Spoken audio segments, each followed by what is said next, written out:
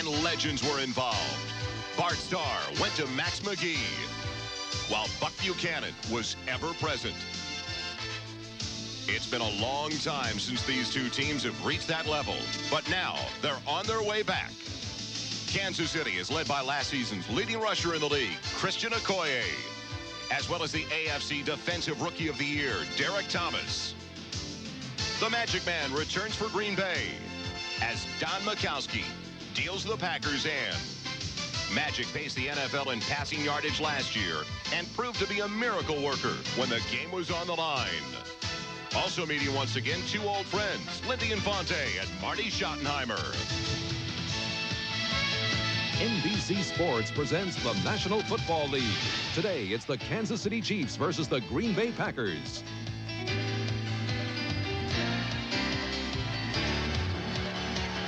Autumn has arrived in the upper Midwest, and we've got a magnificent afternoon for football in a legendary setting as it's 52 degrees in Green Bay, Wisconsin for a matchup between the AFC and the NFC.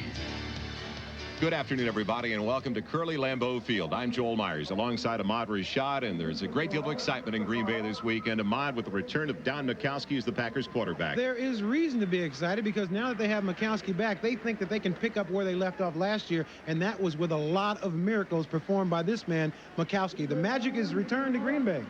The problems for the Packers over the first 2 weeks have stemmed from their offensive line. They've already given up 8 sacks, 6 last Sunday against the Bears. Well, the one thing that should help that offensive line is they got a mobile quarterback playing now. And last week, they really did have problems trying to hold the Bears out. They've got a young offensive line making a lot of mistakes. But with Majkowski, he may be able to run around a little bit more and elude that defensive pass rush of Kansas City. Well, like Green Bay, the Kansas City Chiefs come into the game with a 1-1 record. Their problem so far, stopping the run. They have really had difficulty, especially with Bobby Humphrey last week. That is another thing that'll help that Green Bay team, because when Kansas City cannot stop the run, I guarantee you teams that pass all the time will not pass against Kansas City. They will make Kansas City prove that they can stop the run. So I expect Green Bay to come out running the ball until Kansas City shows they can stop it.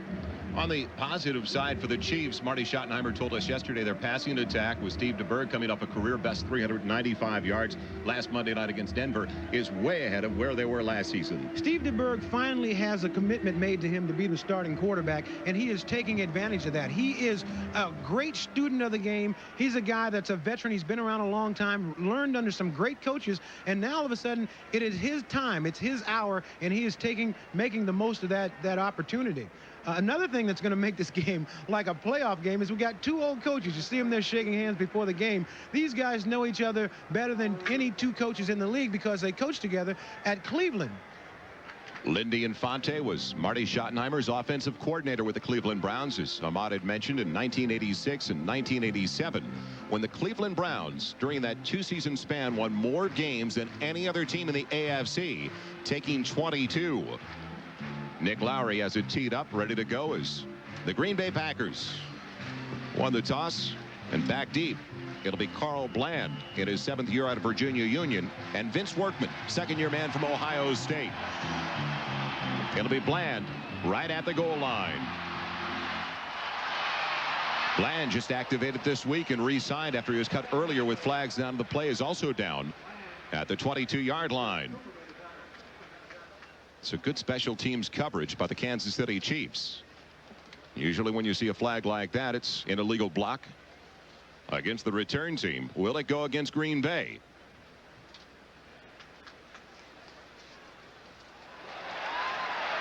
Gordon McCarter is our referee, and as opposed to going against Green Bay, it's against Kansas City.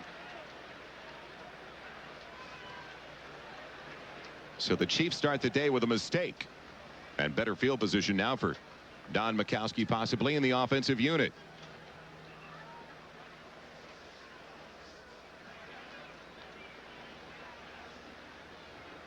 Clarifying the situation with the offensive captain, Sterling Sharp. Personal foul, illegal roadblock by number 25 of the kicking team during the return.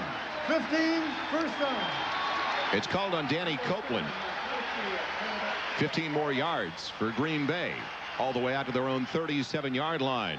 That is one of the great rule changes that they've made in past years, where on a kickoff return, you've got to hit the player above the waist. A lot of injuries result in low blowing a guy on that kickoff and punt coverages. The only back behind Mikowski is Brent Fullwood on 1st and 10 with the tight end in motion. And a huge hole for Fullwood. He's got a first down into Kansas City territory. That was the major concern coming into the game. We just talked about it, for the Chiefs to be able to stop the run. The offensive line, you'll see Ard and Ukers start at the guard positions. You'll also see Miranda Hallstrom see a lot of activity as well, as their first-round draft choice starts at the right tackle from last season, Tony Mandarich. Woodside, Fullwood in the backfield with Don Mikowski. Sterling Sharp, the leading receiver in the NFL. Only 6 catches so far after the first 2 weeks. And when they go to their 4 wideouts, Weathers comes in, along with the fastest Packer possibly, Jeff Query. It's a great field position for Green Bay to start the day. It's Keith Woodside taking it down inside the 45, stacked up near the 44-yard line. Front 7 for the Kansas City Chiefs. And remember, when you look at this group, they were the stingiest in the AFC last year. The rookie starting at inside linebacker from Michigan State is Percy Snow, and the AFC Defensive Rookie of the Year, Derek Thomas, on the outside. Secondary, Lewis, Ross Porter, and Donaldson. And when the Chiefs go to their dime package, they'll be joined by J.C. Pearson and Stan Petrie. Right now, though, effectively, Green Bay running the ball on 2 plays in Kansas City territory, but they've got it now 2nd and 5. The delay. And Woodside can't get out of the backfield. Make that Fullwood. Sally Amua, Plan B signing from last year from Detroit. He has been a find for the Kansas City Chiefs. And Sally Amua, nice play there last week. Didn't have a real good game. I'm sure he's out to show that he's a much better player than he played last week. He is always around the ball. Tied for the league lead in fumble recoveries last year with 5. And now a 3rd and 5 situation, close to 6 yards now for Green Bay as Mikowski works out of the shotgun. Pocket holds up, plenty of time, but overthrows Sterling Sharp, his favorite target last year. And coming into the game, Ahmad, many wondered whether Mikowski would be rusty. I think it's obvious he's going to be a little bit rusty. He said he took all the snaps during practice, but practice, you really can't emulate a game situation. So I think as the game goes along, he'll get a lot better. There you saw him go from one side of the field to the other, and that's pretty tough to do when you haven't played a long time. He was actually trying to find, they were trying to get a matchup on with Herman Fontenot, who comes out of the backfield. He's a fine receiver, but he just couldn't get open. Don Bracken in to punt it away for the Packers in his 6th year from Michigan. Former alum celebrating the Wolverines' win over the UCLA Bruins yesterday as Naz Worthen is the deep back for Kansas City. Worthen not calling for the fair catch as the Packers let him go by all the way to their 22-yard line. So a mental mistake by Green Bay. Worthen never put his hand up. He is fearless. We've heard that from the Chiefs. He showed it there. So Kansas City outside of their own 20. When we return, we'll have it for the first time today. Here you see Naz Worthen just fielding this ball. Carl Bland, number 83, right there in front of him, just lets him go. I don't know what the confusion was there, but if the guy doesn't put his hand up, then you got to make the tackle on him. The Kansas City Chiefs come out offensively for the first time today with a 2 tight end set. And there's single back. The NFL's top rusher last year, Christian Okoye. Okoye cracking it ahead. We're close to 5 to the 26-yard line offensively. A big group up front as Grunhard gets the start at center. In Kansas City, joined by Alt Winters, Lutz, and Baldinger. In the backfield, Okoye. You'll see Bill Jones in there because McNair has a bruised shoulder from Monday night's game. He's one of the 2 inactives. And when they go to their 4 wide receiver alignment, besides Page and Manley, it'll be Thomas and Harry also in there. Solid second, just about 6. Okoye trying to bounce to the outside. And he's got the first down as he belted out of bounds beyond the 35. Ahmad, a lot of people forget that he's a former track athlete at Azusa Pacific. He's got good speed once he breaks containment. Christian Okoye is not only a just powerful inside runner, but he has the ability to take the ball outside. And here, he's learning to play this game more every day. You got to learn to protect yourself down that sideline. That's one of those times where he just sort of let up a little bit after he gets by Mark Lee. And now is the time you really got to keep your body together, because there are defensive backs that will come and try to take it apart. 1st and 10 for the Chiefs. As they stay in the 2 tight end set, DeBerg loses the ball. Just pulled away from his center a little bit too quickly. Pulled away from Grunhard. As it worked out, it's a good thing that he did fumble the ball, because Tim Harris, number 97, was right on that play. The strength of this defensive front 7 for the Green Bay Packers, their group of linebackers led by an all-pro from last season. Their outside linebacker, Tim Harris. Brian Noble, number 91, you'll see him as their cheerleader this afternoon. Secondary, plenty of experience there with Lee and Holmes, also Murphy and Tiger Green. And when the Packers go to the dime, the extra linebackers, Burnell Dent. Extra D-backs, Leroy Butler and Ron Pitts. 2nd and 10, Okoye stumbling his way out of the backfield for only about 2. Close to the 37. When you have a back like Christian Okoye, you certainly have to make use of him by giving him the ball at every single opportunity. And that's what the Kansas City Chiefs are doing. Now, in a passing situation, Okoye comes out of the backfield, saying that he's just learning this game of football, and pass receiving is not really his forte. How many players in this league will tell you, like Okoye told us yesterday, Ahmad, he is still learning and improving every day? Not many. No, not at this level, Joe, that's for sure. At this level, you hopefully a guy knows how to play, but with him just getting better, that's bad news for every defense. 4 wide receivers on 3rd and 8 for DeBerg. Out of the shotgun with flags into the air, and it's a dead ball foul. Forget about the play. They've blown the play dead as DeBerg was hit as he released it. Tim Harris was in the backfield. Also, Burnell Dent is the one that put the pressure on him that caused DeBerg to let that ball go early. False start, left guard, offense. No play, still 3rd down. So as it turns out, a break for the Kansas City Chiefs. Another try at 3rd down. This time it'll be 3rd and 13, though. Back inside their own 32-yard line. Anytime that you put so much emphasis on stopping Tim Harris, it's going to free up another one of those linebackers. And DeBerg there had number 56, Burnell Dent, right in his face. But DeBerg told us yesterday that the guy that they want to account for each and every time is Tim Harris. Harris will be moving around. What Harris told us yesterday, he has to worry about going to the wrong side. And then all of a sudden, it's a play fake by DeBerg, and he's on the backside very quickly. They blow it dead again. They blow it dead again with flags into the air. A mistake-filled game over the first 5 minutes and 4 seconds.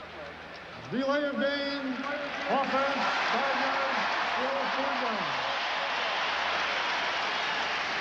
So that is already the 3rd penalty in the early going against the Kansas City Chiefs.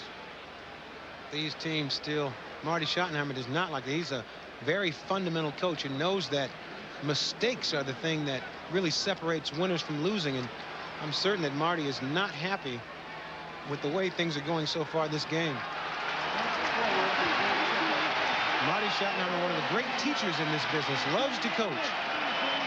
Now it's 3rd and 18. They bring the tight end back in, and it's 3 wide receivers as it's batted down in front of DeBerg. Matt Brock right in the face of the quarterback. Tim Harris also there. Got to bring up Matt Brock, though, that fighting duck from Oregon. There you go, that fighting duck from the University of Oregon. You know, and the thing is, he's one of these players that didn't have to change uniforms. His uniform's the same color as it was at University of Oregon. Now you see Harris putting the pressure on. Okoye trying to make a block, and here comes Matt Brock, number 62, to knock that ball away. Here's another look at it. Watch Brock still just jump up. A lot of times, defensive linemen jump up without using their hands. Brock gets up and knocks the ball away. Kelly Goodburn punts it away to Query. Query, one of the shiftiest and one of the quickest, finds some open field. Query stumbles, or he could have possibly taken it all the way. Legs moving a little bit too fast on that play. He is frustrated, but what a return and what excitement in Green Bay as we'll be right back with the second series for the Packers. NBC Sports coverage of the National Football League is brought to you by America's favorite light beer, Miller Lite, the sole sponsor of the NFL Player of the Year Award.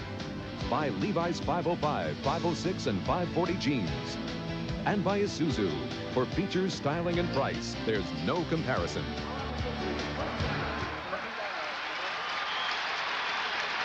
Welcome back to a sold-out Curly Lambeau Field. Don Mikowski Ready for his second offensive series with Fullwood and Haddock's in the backfield. Haddock's the motion man. And Fullwood throttled in the backfield by Neil Smith in his third year from Nebraska. Former first-round pick in 1988 for the Kansas City Chiefs. He really came on in the second half of last season. A lot of people feel that Derek Thomas may have had a lot to do with that. He picked everybody up. I think so. I think that when you get a great player like Derek Thomas, it makes everybody play a lot better. Neil Smith, a bona fide player as a defensive end, has a chance to be one of the best in the business, and he seems really dedicated to that this year. You see the early scores on our first look at the 10-minute ticker. 8 minutes, 40 seconds left in the first 15 minutes of play. Green Bay. Fullwood, the other one in the backfield. On second and 11, Mikowski throwing behind Sharp, and they were worried. Lindy Infante told us yesterday he hopes that the mental reaction time of Don Mikowski is fast enough that everything becomes instinctive once again for him. Well, one of the things you talk about is in training camp, you take more snaps in one day than you do in an entire week of practice during the course of the week. So Mikowski here looking for Sterling Sharp, just a little bit off. That is rust. That is going to improve. And I'm sure Mikowski and Lindy Infante hope that it improves in a hurry. The worst game of the year for Don Mikowski last year came in week number 14 against these same Kansas City Chiefs. The only game he did not throw a touchdown pass in when he was 14 of 34 for 123 yards out of the shotgun. He'll be throwing on 3rd and 11. Pocket collapsing. He is hit, and he's on his way down with flags down to the play. It was the cornerback J.C. Pearson, the extra defensive back in there on 3rd and long, who came in and got him. I got a feeling we got a holding call, which will obviously be declined by Kansas City. This will bring up 4th down, but did Green Bay ever waste superb field position starting at their own 49-yard line? Holding, number 67, offense. Penalty decline, 4th down. Called on Billy Yard. You get a chance to watch Billy Yard on the left side of your screen, number 67. You see him working there on Dan, because I can't say Dan's last name. Saliamua. There it is. And just a flat-out holding call. Sometimes you let the guy get by rather than have your quarterback killed. The trick is to just hold the guy. Brackett is in for his second punt of the day. Nasworthen waiting. It's off the side of his foot, and it takes a Kansas City roll. So after starting with it at their own 49-yard line, the Packers give it right back to the Chiefs now. And Kansas City gets it at their own 28. So DeBerg in the offense ready to take over. The war of field position won so far by Green Bay, but they haven't capitalized. One of the best cornerbacks in the business, number 29, Albert Lewis, gets hurt here. You see Fontenot blocking on him. Now you see him bouncing on that one leg. It appears as though he may have twisted an ankle, and if he is not able to return, there he is getting that ankle rewrapped. But he is, when he's healthy and ready to play, there is nobody in the business any better than Albert Lewis.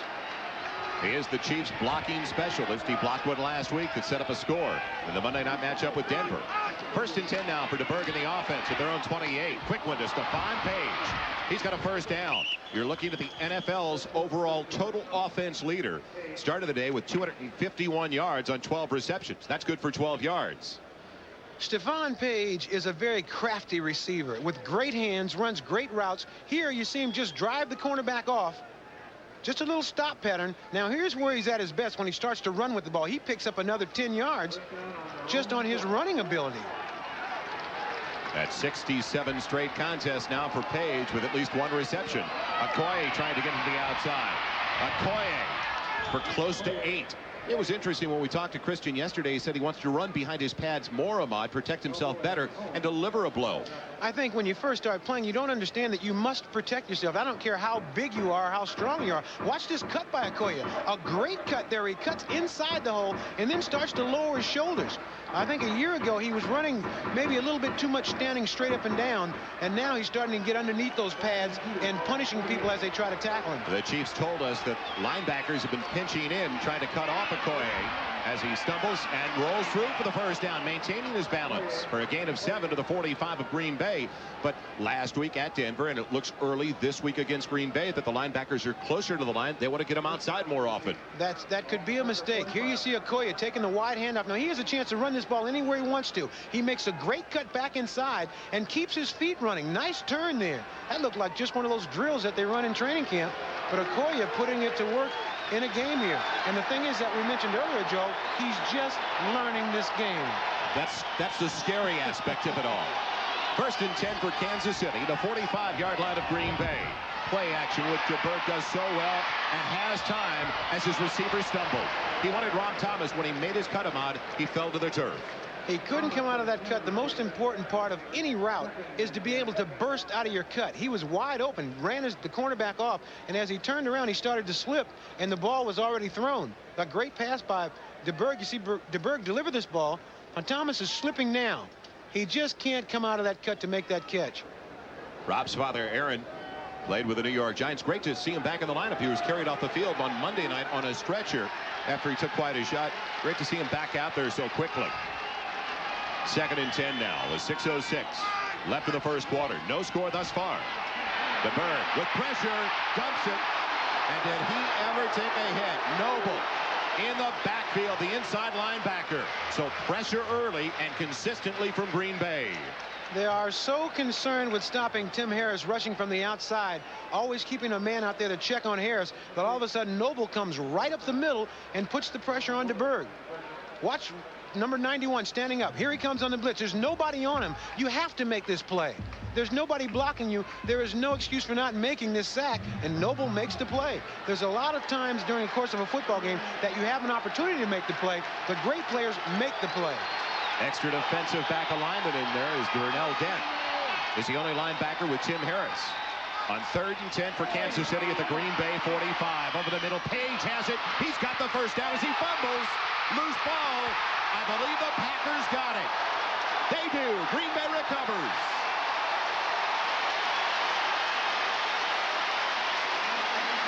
Ron Pitts,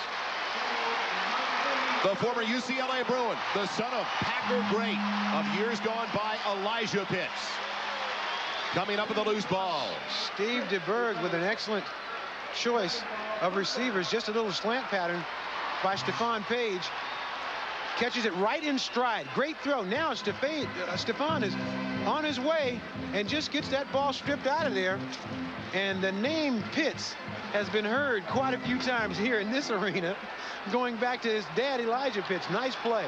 Elijah scoring 2 touchdowns in the first Super Bowl against the Kansas City Chiefs. Chiefs leading in fumbles. Pop it up again on 1st and 10. And what we thought about that Green Bay was going to come out running the ball is exactly what they're doing. It's just during the course of a week. Anything that you show that you're unable to do, every team in the league watches the films. And Infante knows that Kansas City could not stop the run last week, so that's exactly which way he's going to attack this defense. And Kansas City, Ahmad, is going up against a team where their leading ground gainer after 2 weeks is their quarterback, Anthony Dilwick, with only 46 yards. I think it was because they tried to pass so many times. But now, all of a sudden, they have a situation where they can run, and they're doing that. Fullwood, the only one of the backfield with the tight end in motion. He's trying to bounce it as it's a play-action fake. Mikowski with time. He'll run for the first down. Great play-action fake to Fullwood. Brought it over to the near side and also brought many of the defensive line of the Kansas City Chiefs with Mikowski buying time to the right side. Mikowski was rolling out looking for Perry Kemp way down the field. Excellent fake here. Fakes out everybody, including our cameraman. And all of a sudden, Mikowski still looking way downfield, trying to find Perry Kemp. Can't find him, and this is that mobility we talked about in the open, that this fella here can run the ball. He runs it well as a halfback once he gets outside. He is a great all-around athlete. High jump 6'11" in college. So coming into the game, he's the only Packer quarterback to the Pro Bowl since Bart Starr in '68. Everybody's talking about the great deception of Steve DeBerg on play fakes. That was a beauty by Don Mikowski. Getting into the backfield, Keith Woodside breaking tackles. And he takes it up near the 39-yard line for a gain of 4. This running attack is definitely taking a lot of pressure off of Don Mikowski, and they've got to keep doing it, you know, just to give him a chance to get into the game.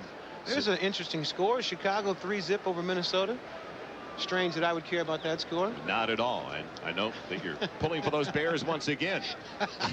Cleveland with an early lead. You saw Cincinnati up by 10 over New England, trying to raise their record to 3-0. Woodside, Fullwood, the two in the backfield. 2nd and 6 situation, exactly 4 minutes left in the first quarter. The two teams have yet to score. Play action again for Mikowski. He's got Sterling Sharp, and he's got a first down to the 47-yard line. Now they're in sync a little bit better. Sterling Sharp and Don Mikowski, you heard that so many times last year, and I think that Mikowski's back. You're going to hear it again. Watch Sterling Sharp run this route. Pushes the defender off. Now, watch his feet. Watch his feet. He knows where he is on the field. One down. He drags that second foot. That is an all-pro play right there by an all-pro player. Once again, he's got 1 foot down, drags that right foot. Great catch by Sterling Sharp. Sterling Sharp was a linebacker in high school, and he plays wide receiver as aggressively. Big, strong guy. 90 receptions last year to lead the entire league. Came in today with a 21-yard average on 6 catches. Mikowski looking to throw. Has the dump off, but it's underthrown. His safety, Val Perry Kemp, was waiting on the sideline. Stops the clock with 3:18 left in the first 15 minutes of play. Instinctively, you know what you can do, but because you haven't done it a bunch of times, you come up short like that. Because Mikowski so many times last year was able to pull that play off. But you see the nimble foot. He got back in the, dropped back to pass, and then sort of just danced up in the middle of that comfort zone and just short-armed the ball a little bit. But I think that's going to come. It's just the fact that he has not had a chance to play a lot, that his arm strength may be down a little bit. Darrell Thompson in there for the first time today, the tailback, the rookie from Minnesota. Packers first-round draft choice. 2nd and 10, delay goes to Thompson. And he is stacked up right at the original line of scrimmage. Saliamua again in on the solo stop. But don't forget, it all starts next Sunday at 12:30 Eastern with NFL Live. And a great matchup, Denver against Buffalo. Elway and Kelly and those bickering Bills of Buffalo back at Rich Stadium. Those of you who will see Denver and Buffalo, some others, Miami, Pittsburgh, Indianapolis, Philadelphia. I'll be there with Chris Collingsworth in Cleveland, Kansas City, the late game. So don't forget, it's NFL Live at 12:30 Eastern, followed by another super lineup on NBC. 3rd, a little bit better than 10. Is showing the blitz. It's picked up for Mikowski, but the pressure comes from the outside, and he has to just simply get rid of it. Derek Thomas frustrated that he did not get to the quarterback. But that hurry that you've talked about before, Ahmad, really paid off in that case. Derek Thomas, one of the impact players in this league, one of the young stars, one of the best players that I've seen come into this league in quite some time. Here's a player that could play any position. He'd be a great running back. He's just got so much agility, so much strength, and you're going to hear about him for a long time. Bracken in for his 3rd punt, again to Nasworthen. Angling it, trying to get to the sideline, doesn't though. Worthen breaking the first tackle and giving the Chiefs decent field position as a result for their 3rd offensive series of the day when we come back. Kansas City will have it just outside their own 20-yard line with no score. When we asked Marty Schottenheimer about Steve DeBerg, he said he really has an excellent understanding of the system. As DeBerg and the offense and Okoye have it on 1st and 10 outside of their own 20. Okoye lumbering to the 26-yard line. It's a level of trust and respect that Marty Schottenheimer has for Steve DeBerg. The players around him have a much better understanding because he's certainly done a fine job for Kansas City. Steve DeBerg, Marty Schottenheimer was adding that he thinks DeBerg will eventually be a coach. I was talking to Carl Peterson before the game, the general manager. He said that he certainly wants to talk to him about being a coach if he's crazy enough to want to be one. I don't like the hours. 2nd and 4 from the 26. DeBerg going deep for Page. And Lee bumping his way down the sideline with Page. Was there every step of the way. Stephon Page is a big play receiver. And there is Mr. Lee, Mark Lee. That's a fellow that I played against. Still doing the job. You see him trying to get a hand on Stephon. Stephon just bumps in and tries to fade to the sideline. Ball just a little bit overthrown. Why is Mark Lee still playing and I'm not? I thought that would make you feel young, partner, that he's still around. I'm not playing because I don't want to. How's that? Good thought. Will you buy that? Good thought. I'll take it right now. 3rd and 4 for DeBerg working out of the shotgun. 4 wide receivers setting up. He wanted Rob Thomas. It would have been an incredible catch if he could have come up with it. Mark Murphy was draped all over his back. So the Packers ready to get it back. When we return, let's check in with Bob Costas now for an update.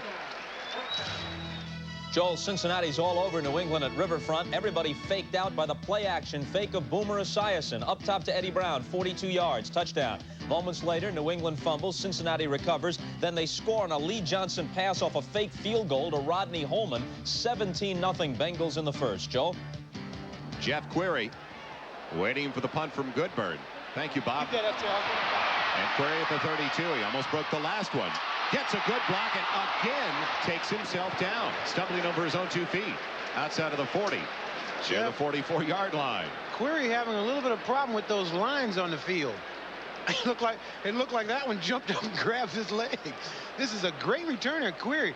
Going to the side, trying to find some room to run. Now, once he finds a spot to turn it upfield, watch him get ready to turn left. There he goes now. And all of a sudden, he gets caught up on something, and there was nothing but clear running in front of Query on that one. Are those Velcro bottom shoes he's working with? I don't know. I think it's those lines on the field that are bothering him. Query out of Millikan University in Decatur, Illinois. What's their nickname, the Millikan? We'll get it by the end of the day. Mikowski throwing on 1st and 10 from his own 44. Almost puts it into the hands of Hackett, and it's intercepted. The deflection by Kevin Ross. Hackett touched it. Ross grabbed it. And the Chiefs get it back. Anytime a ball is missed and jumped up and bounced up in the air, it always results, or 90% of the time, in an interception. I used to have a coach say, if you're going to miss it, knock it down. Don't knock it up. Here you see Mikowski trying to let this ball go. It's knocked up in the air by Hackett, and Porter just plays a little basketball and comes down with the rebound. Once again, a lot of pressure on Mikowski. Tries to just release this ball. Hackett goes up, knocks it up. Boy, speaking of knocking. Thank you, Derek. Mikowski gets knocked down by Derek Thomas. So the best field position so far to start our drive for the Chiefs is at their own 48-yard line with 1:19 left in the first quarter. Stephon Page in motion. They're in the I. And Christian Okoye breaking tackles into Packer territory. With the Green Bay 48-yard line for 4 tough yards. One of the things that you cannot do to Christian Okoye is intimidate him. He had a tough game last Monday night, and still in the 4th quarter, he was still going out punishing people. He cannot be intimidated. He's got 7 rushes for 40 yards. I loved his first line when we talked to him yesterday. He said, what was it like in Denver? He said, they wanted to kill me last week, but I try to make it easy on them. Let them think that they're winning the battle. Okoye to the 45-yard line. Tackled by the entire Green Bay defense. He has a great attitude. Now, this is the one way that you can stop Christian Okoye, is if you take your entire defense, move it up to the right, and then just have them all just pile in. Watch Okoye move this pile back. Everybody tries to get a hit on there. Now, some teams say they love Christian Okoye, but others have said, hey, maybe he limits their offense a little bit too. I played with one of the greatest running backs of all times, O.J. Simpson, who rushed for a record 2,003 yards and caught 6 passes in that season. So if he's limiting, I wouldn't mind him limiting. Alfredo Roberts can't hang on. He would have been way short of the first down anyway by a good 3 yards. DeBerg was rattled and chased out of the pocket. Matt Brock applying the pressure again.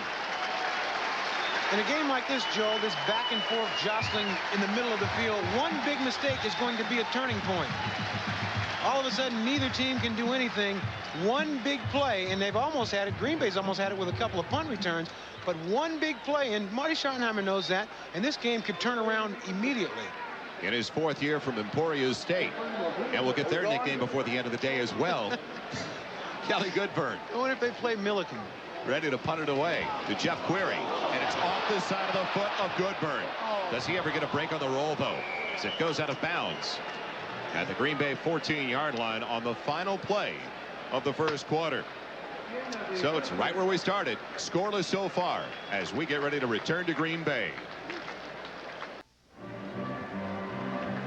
Welcome back once again to Lambeau Field. Joel Meyers along with Ahmad Rashad, and it appears we've got an old-fashioned slugfest going. Well, this game is not very pretty, that's for sure. But in professional football, you just need to play better than your opponent. Neither one of these teams playing very good right now, but, you know, one big play and they can turn around. Now, at the start of the second quarter, Mikowski and the Packers offense have it back for their 5th offensive series of the day. He definitely looks rusty. He certainly was the big story coming in this game, and it's almost inevitable. The guy hasn't played in a long time, first time really under fire, and he really, you know, he does appear to be a little bit rusty. Hopefully he'll get better as the game goes on. So the Packers have it to start the second quarter. 1st and 10 at their own 14-yard line. Mikowski doubling up his wide receivers to the same side. Backstay in the block. And it's complete. It's flaring out. It was Keith Woodside. He kept Fullwood back there, who applied a very nice block to help the pocket hold up. And Woodside, the third-year man from Texas A&M, has it for a gain of close to 7 yards. Those are the kind of throws that will get your rhythm back. If you don't try to go down the field too many times, just start throwing those little short passes, trying to get a passing rhythm and get back into the offense. Don Mikowski was telling us yesterday it was scary in that matchup against Kansas City last week, as he's only 2 of 7 so far. He'd audibilize, and Kansas City knows his offense so well because of working with Lindy Infante in Cleveland. They'd make reads and changes before he was almost through with the audible. It's Woodside, or Fullwood rather, on the carry. He spins for a couple of yards to the 23. Cincinnati increasing their lead. Chicago increasing their lead, 6-0 over those Vikings. Miami hanging tough at the Meadowlands, only down by 3. As Cleveland continues to stay on top by 4. As we update you on the 10-minute ticker with 13:50 and the clock moving now. Left in the first half. Nothing doing so far on the scoreboard between these two. Mikowski working out of the shotgun on 3rd and 2. Pocket holding up. Fontenot's got it, and Fontenot's got a first down. Made a great grab because as soon as he took it in, he was really hit. The defensive back Lloyd Barrows got to him. Lloyd Barrows is a big hitter.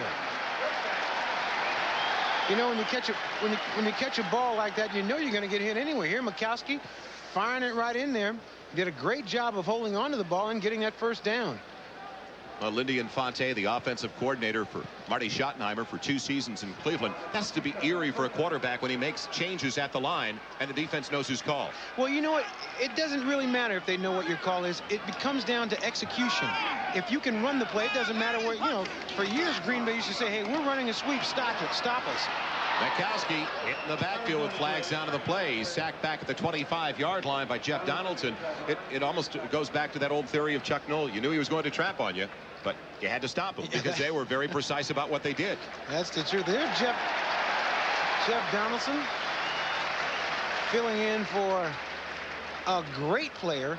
Holding number 57 defense. 5-yard penalty, automatic first down.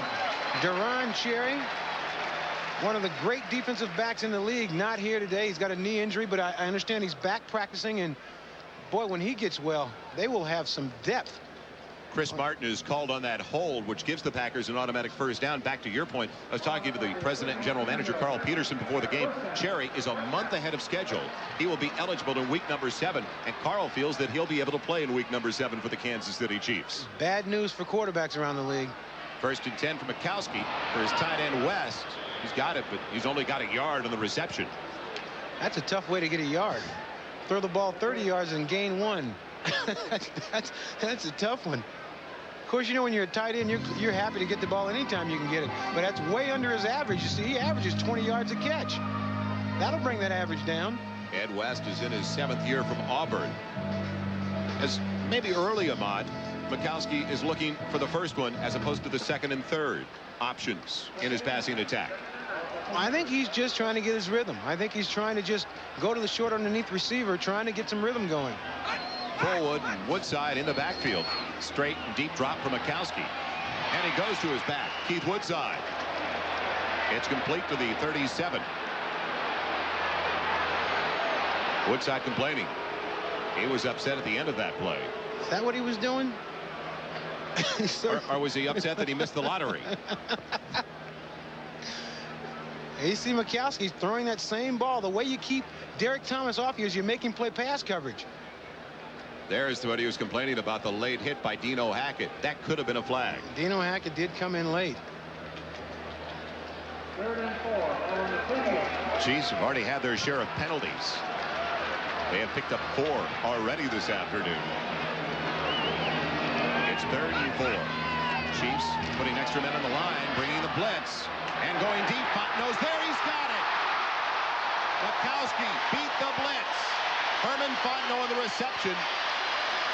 Burris back with Martin. They couldn't keep up with the running back, though, and it's all the way to the Kansas City 33 for 29 yards on the reception. Herman Fontenot, one of the best in the business of coming out of that backfield. And I talked to Coach Pete, the offensive backfield coach, and he said, when we get this guy in there, we get a mismatch on a linebacker or the 5th defensive back. We feel like we can get him going down the field. And there you see him running on a linebacker. That is certainly a mismatch, and anytime they can find that, they got a big play coming. And Fontenot is a big play player, whether he's running the ball or coming out of the backfield with it. 1st and 10 Green Bay at the Kansas City 33-yard line. It's Woodside, and he's got yardage to the 29. Picks up 4. Before the game, Marty Schottenheimer was telling Herman Fontenot that don't do anything against us today. Of course, they were player and coach at Cleveland for so long, and he was a big play player there. There you see Willie Pete, whose son is quarterbacking the Detroit Silver Stretch. It's got to be tough 2 weeks each year. That's going up against your own son. Mixed emotions. I want to beat him, but please don't take his head off while you're trying to get to him in the backfield. That's right. Please don't hurt him. And Willie Pete, before Marty Schottenheimer took over, an assistant coach for many years in Kansas City. This time it's Brent Fullwood. He loses it, gets it back, and falls forward to the 27-yard line.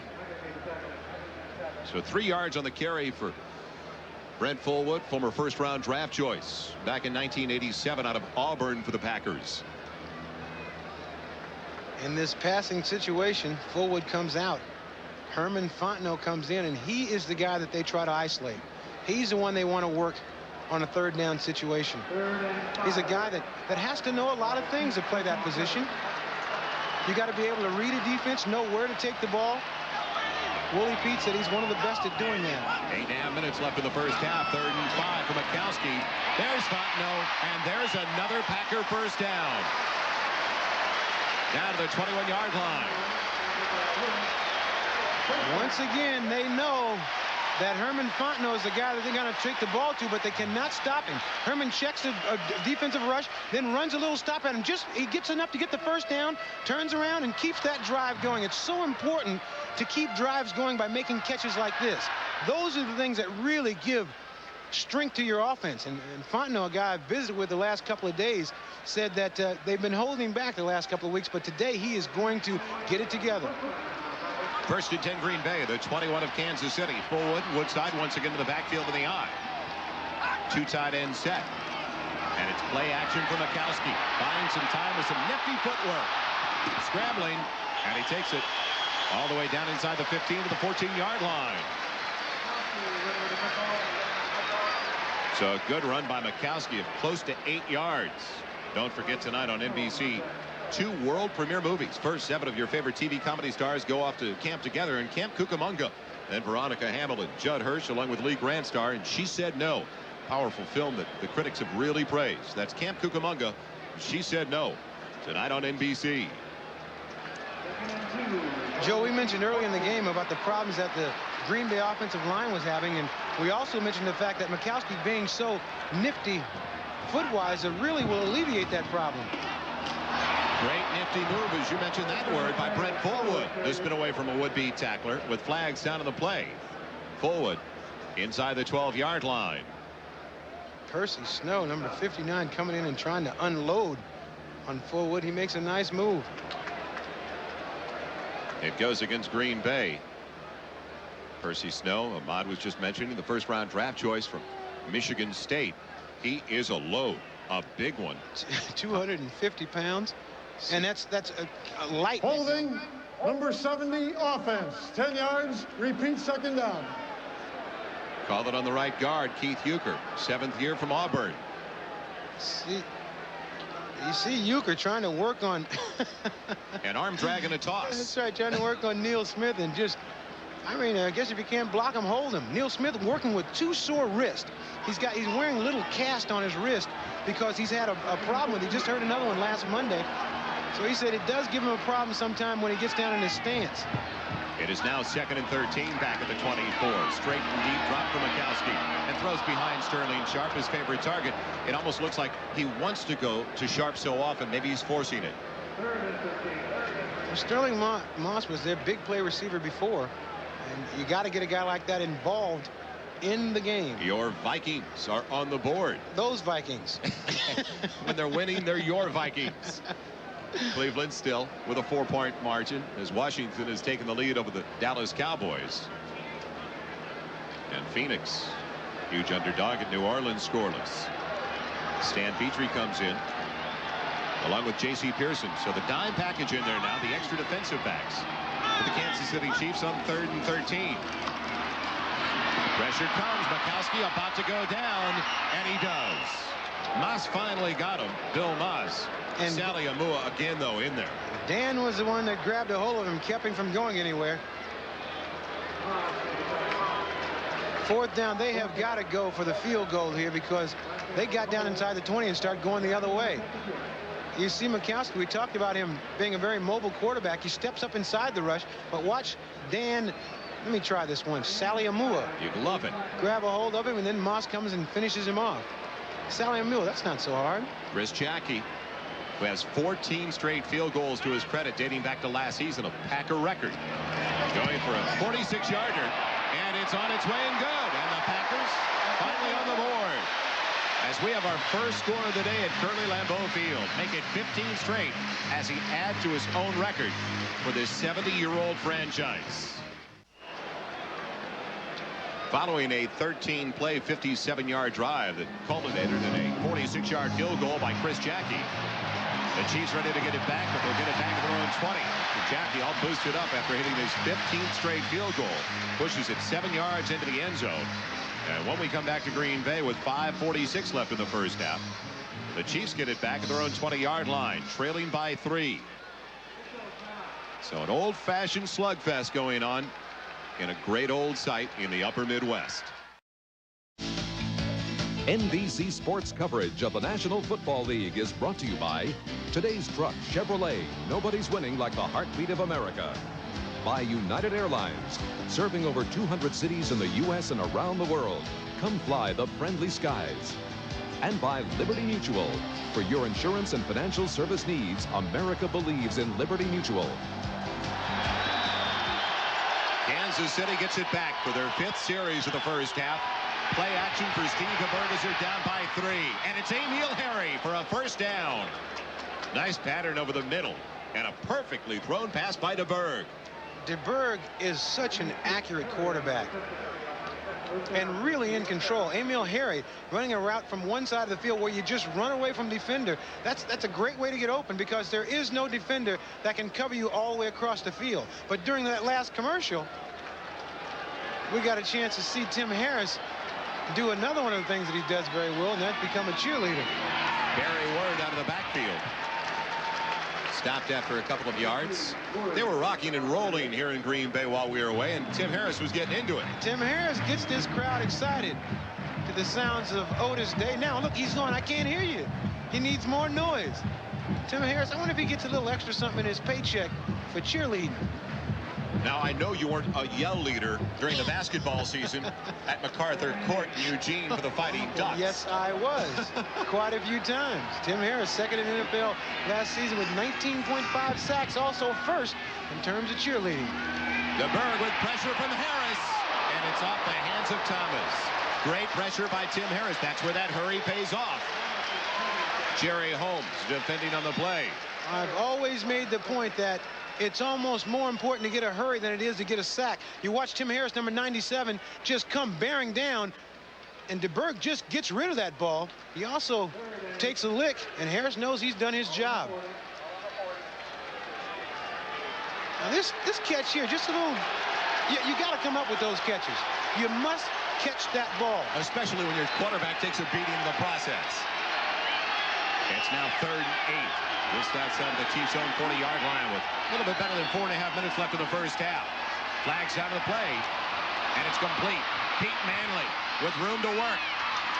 He's got it down to the 35. The defensive back, Jerry Holmes, was all over the line of scrimmage for Green Bay, and I believe he just broke that area of infringement. Encroachment. He was trying to time his rush to the snap of the ball, and all of a sudden, I'm sure DeBerg knew. Offside, number 44, defense. Penalty declines, 1st and 10. He was still dancing to Otis Day and the Knights. Yeah, he knew that he had a free play. And you watch Pete Manley just a little underneath pattern where you start running across the field. They want to get to the ball early so you can run with it, and watch Manley go to work once he catches it. Pete Manley. They call him Batman. Said he has a Batman logo on his game shoes and has a black car that has, looks like the Batmobile. Right down there, he turned one of them defensive backs into the Joker. And playing today. Despite battling the flu all week, broken play with flags into the air and a dump off. That's Bill Jones with it, and Jones taking it to a 1st down.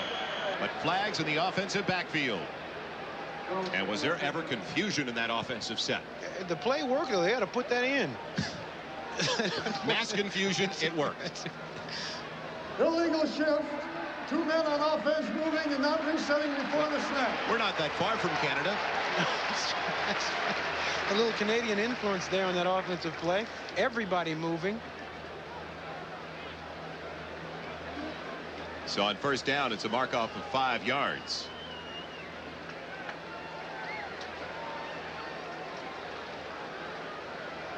Tim Harris there. Not only cheerleading, if he had a flag, he'd have thrown it. Tim Harris all around today. He's sacking the quarterback, cheerleading, throwing flags. He was a bit frustrated when we talked with him yesterday as Barry Word gets a block to the outside, and Barry Word takes it near the 1st down marker. He gets 14 on the carry. Scott Stephen, the outside backer, making the hit, but far too late if you're a Packer fan. Let's go to Bob Costas once again in New York. All right, Joel, here's San Diego quarterback Billy Joe Tolliver dropping back to pass at Cleveland. He pumps once, he pulls it down, tries it again. Now he wishes he hadn't. It's intercepted by the Browns linebacker Mike Johnson. You guys were talking about Batman a moment ago. Look at all these offensive linemen waddle like the penguin in pursuit. They can't catch him. 7-3 Cleveland. It's a nice theme one, party. Bob. A theme party in Green Bay. Nice one, Bob. 2nd and a little bit better than a yard. But Stephon Page in motion, a 2 tight end set. And the big one, Mr. Okoye for a 1st down for Kansas City. They've been moving more backs in and out, Kansas City has, than I've seen in the last year and a half. Anytime they can keep Okoye fresh, then fufu, a combination of vegetables with a base of chicken or goat meat. That's his favorite food. I thought it was linebackers because he's been eating up a lot of them here this afternoon. Christian told us yesterday, after a game on the grass, he still feels fresh. It's tougher playing at home when he hits the turf at Arrowhead Stadium. 1st and 10. Best penetration of the day by the Kansas City Chiefs. They had one other drive this close, but it was fumbled away by Stephon Page. There's the play action. Barry Word on the completion inside the 20. Near the 17-yard line. And Steve DeBerg is operating now. He is so comfortable. You just watch him work. He comes out, hits the first guy. You know what he's doing? He's hitting his backs early enough so they can catch the ball and then run with it. A lot of quarterbacks will hold that ball too long till by the time they throw it to you, you got like 1 step before you get laid out. We have reached the 2-minute warning in Green Bay with Kansas City driving, but they're trailing by 3. 2 minutes remain in the first half, and the Chiefs in the middle of their best drive so far over the first 30 minutes of play. DeBerg has him on 2nd and 6. Down at the 17-yard line. Christian Okoye trying to bounce outside, and Brian Noble tripped him up. He's one of those other cheerleaders. That was a great play, and Noble giving Okoye a hand there. Watch Noble all the way read this play. Now here he comes. He takes on the block and still reaches out and trips. That's a great play by Noble. Just a heads-up play. He picks up that blocker, and then also is aware enough to stick an arm out and trip up Okoye. That's probably the easiest way to tackle Okoye, is right there on top of his shoes. He and Harris are co-captains of the cheerleading unit. They both get that little extra something in their paycheck every Monday for that cheerleading. They love it. Minute 15 left in the first half. Critical third down. 3rd and 6. DeBerg with ample time. Going to the corner, and his man's held up. His wide receiver, Nasworthen, was held. 2 flags on the play. Burnell Dent, the linebacker, trying to keep up with Nasworthen. They're bringing Worthen occasionally out of the backfield today due to the injury to McNair. Well, what happened was, as Worthen was running down the field, Burnell Dent just bumped. Holding, number 65, offense. Holding, number 56, defense. The penalty's offset. Repeat, 3rd down. Well, as I was saying, both those players from both those teams were holding. Frank Winters upsetting Marty Schottenheimer to no end, because that would have been a 5-yard penalty for defensive holding and an automatic first down all the way down to the 12-yard line. Instead, it's still back at the 19, and it would have taken an extra one to the 14, but now it's back at the 19 still for 3rd and 6. Both these teams having trouble inside the 20. Once they get down there, they've both started moving backwards. Bill Jones, the only one in the backfield. DeBerg setting up for time into the end zone. He wanted Page, and Page is bumped by Lee. I believe the pass was overthrown to the point where I don't think Page could have gotten to it anyway, but there was contact. Mark Lee claiming that he was going for the ball, playing the ball, and it sort of looked like he was. Number 22 on the defense. First down, goal to go. Oh, well, we look back, Ahmad. Let's see if there was any potential of catching the ball. Here's Stephon Page just running a little fade pattern. Now watch, the ball is in the air now. Just, you know, an inadvertent bump by Mark Lee, but I guess when you get down in that area, you don't want to touch those receivers. And a sort of a questionable call, but as a receiver, I believe that you shouldn't be able to touch those guys down there. Lindy Infante wants a timeout. 64 seconds left in the first half. And a huge play. Green Bay, number 1. A huge play. Kansas City able to go down to the 6-yard line on that penalty. It'll be 1st and goal for the Chiefs when we return. 1st and goal, Kansas City, just inside the 6-yard line. Okoye taking it over to the right side, breaking tackles. He's in. Touchdown, Kansas City. Is he ever difficult to bring down, especially trying to hit him up around the shoulder pads? This is a loud, noisy crowd, and Christian Okoye has silenced all of them. Anytime you let a big, powerful back like this get a full running start at your defensive line, you can't stop him for 5 or 6 yards. He just runs through everybody. Scott Stevens, number 54, wanted no part of him, as he just barreled into the end zone. 2nd touchdown of the season for Christian Okoye. Nick Lowry on the point after try. And it's a 4-point lead for the Kansas City Chiefs. So Marty Schottenheimer and the Chiefs defeated Green Bay last year here during week number 14, getting their first score of the day, taking the lead with under a minute to play. Don't forget, coming up at halftime, Bob Costas, Will McDonough, and O.J. Simpson, the NFL Live team, with scores and highlights, and also a visit from the commissioner of the National Football League, Paul Tagliabue. We welcome you back to Green Bay. There's 59 seconds left in the first half. That will be those fellas' Christmas card. Look for yours in the mail, Joel. I was hoping you'd say that. Packers sending Carl Bland back deep, along with Vince Workman. Bland to the near side, Workman to the far side, hash mark. And Kansas City with a 4-point lead. The wobbler will be taken by Bland. He fakes. As he picks it up at the 4. Bad break for the Packers, as they'll have it just outside of their own 10. Breakdown of communication between the 2 return men, and it cost the Packers. So go to their 2-minute offense.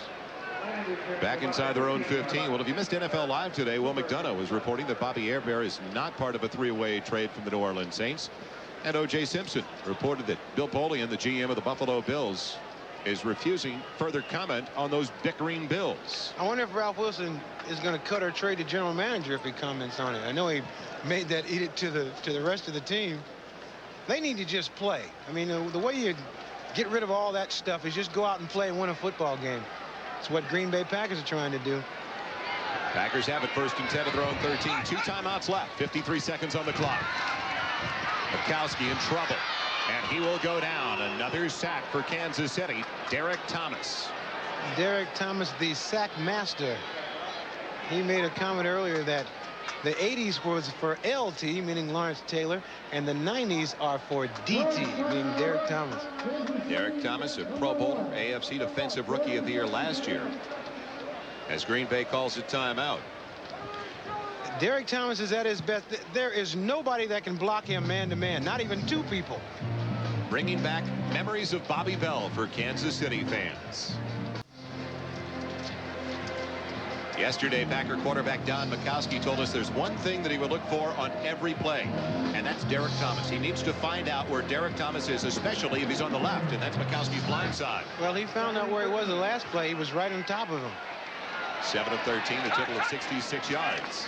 Mikowski, 2nd and long out of the shotgun to Herman Fontenot again with flags down to the play. Fontenot breaking a tackle for a couple of extra yards at the 17-yard line. Good, smart play by Fontenot. Getting out of bounds. Heads up. Tony Mandrich trying to lobby Gordon McCarter. That never works. Once they throw the flag, they're going to call the penalty. And will it be on Tony Mandarich, the 1st-round pick in his 2nd season? Holding 75 offense. Half the distance, repeat 2nd down. They call it on Ken Rutgers. And the only way you can stop this man is you got to hold him. Look how strong he is. He's taking a 270-pound guy and just running him back into the quarterback.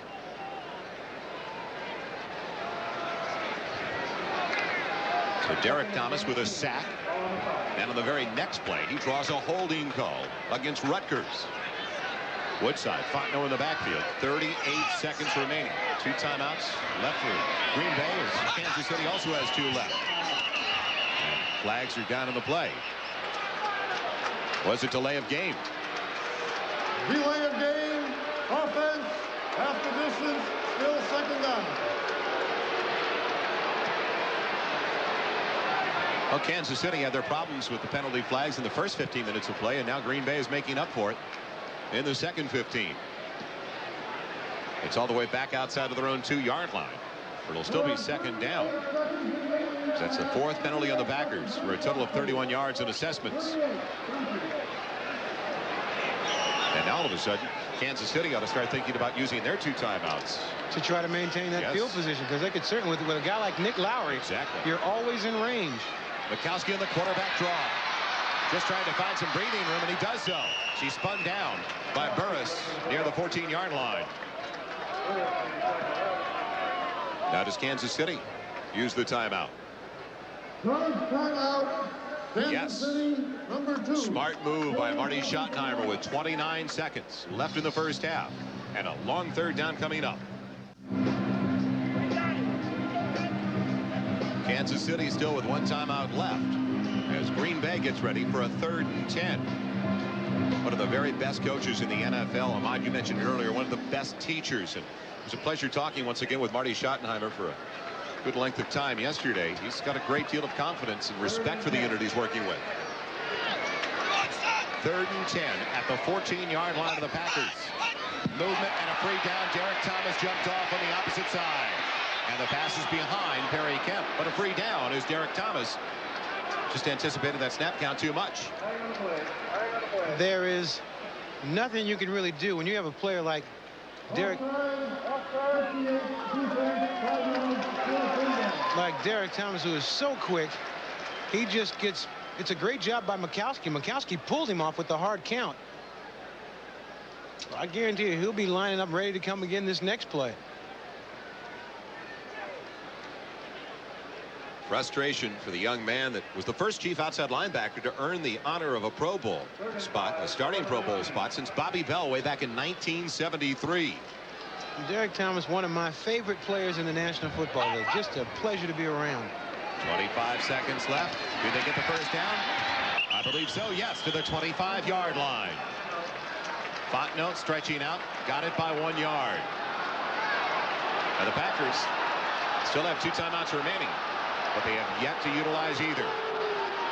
I think they're just trying to get out of here without giving the ball up.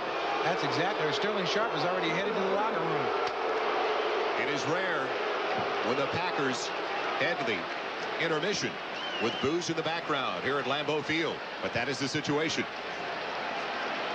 So the Chiefs, after the first 30 minutes of play on that touchdown by Okoye, have a 4-point lead. We'll be right back to Green Bay after these messages from your local station. Chiefs lead it by 4. Ahmad surprised that they didn't use those final 2 timeouts. Well, I think what was happening at that point, Green Bay did not want to do anything negative at this point. They just wanted to hold that ball, let the clock run out, and go into halftime and regroup. Well, halftime continues in Green Bay. Be right back after these messages once again from your local station.